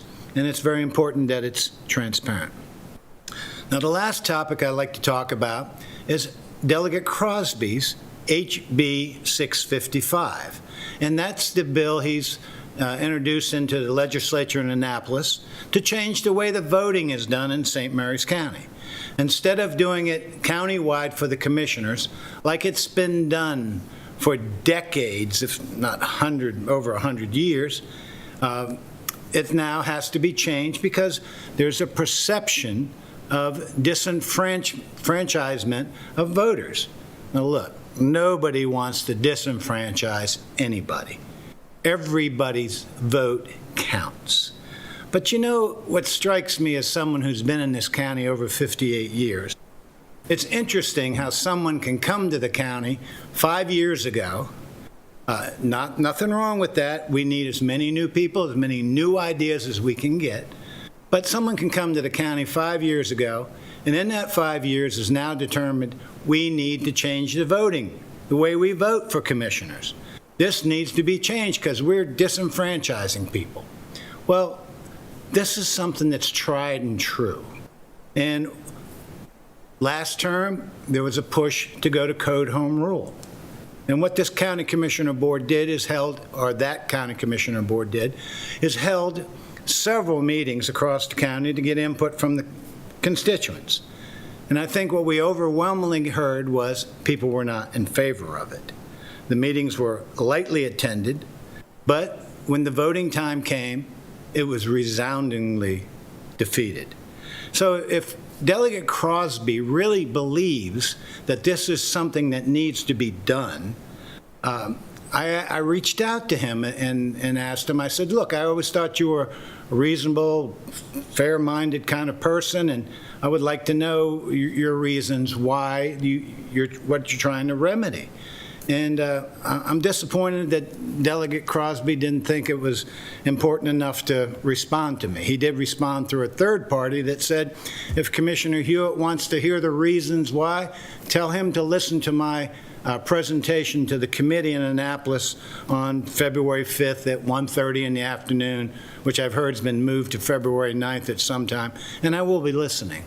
But this issue should be something Delegate Crosby puts on a referendum for the citizens of St. Mary's County to decide in the 2022 elections. If people really feel like there's disenfranchisement, okay, it needs to be addressed. But you just can't have someone who moves in here a few years ago and now is going to fix everything. It's kind of a slap in the face to people who have lived here almost all their life or all their lives, and somehow they've been doing it wrong, and somehow a new guy comes along and he's got the answer, and he's going to fix it for us. I wish if he were to want to do that, he'd get the will of the people of St. Mary's County instead of his will or the will of people in his circle. So with that said, stay safe. I hate snow. These guys might like it, want more of it, but I can't wait to see it gone. Thank you. Thank you, Commissioners. I got my second shot for the COVID vaccine, and I appreciate that. I'm feeling fine right now, so I don't know about somebody said a second shot does cause problems, but we'll see within the next 24 hours, I would say. But I appreciate our health department and all the volunteers that I saw Thursday afternoon at the Hollywood Firehouse. A tremendous amount of people were pushing 4 lanes of traffic through there, and I was just really surprised how quickly we were moving through. And I think that day they put out over 1,500 vaccine shots. That's outstanding. And our only problem now is just like what Dr. Brewster says, a limit to the amount that we're getting in order to be able to supply the required vaccine. It's just a supply line problem right now. We in the county are doing a tremendous job. Statewide, we're over 100%, and that's a tribute to these great volunteerism we have and Dr. Brewster's leadership in getting this done through our health department. With that said, I would like to say also that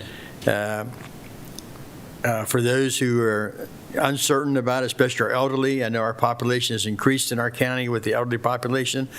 Please give our our Aging and Human Services Division a call at 301-475-4200, 1049, and they will help you get in to get this vaccine. It's important since the elderly population are the most vulnerable, and the death rate has been high amongst us in that over 65 group. So it's very important that we get this done. Understanding, just like she explained to us, this, even though we get the vaccine, we are still vulnerable. It may be close to 100% keeping us out of the hospital, but we can still get this COVID. So be very careful, still practice wearing the mask, the 6-foot distancing, and let's be careful and practice the hygiene methods of washing, et cetera, our hands, and continue to work in that direction. But being said, I am complete.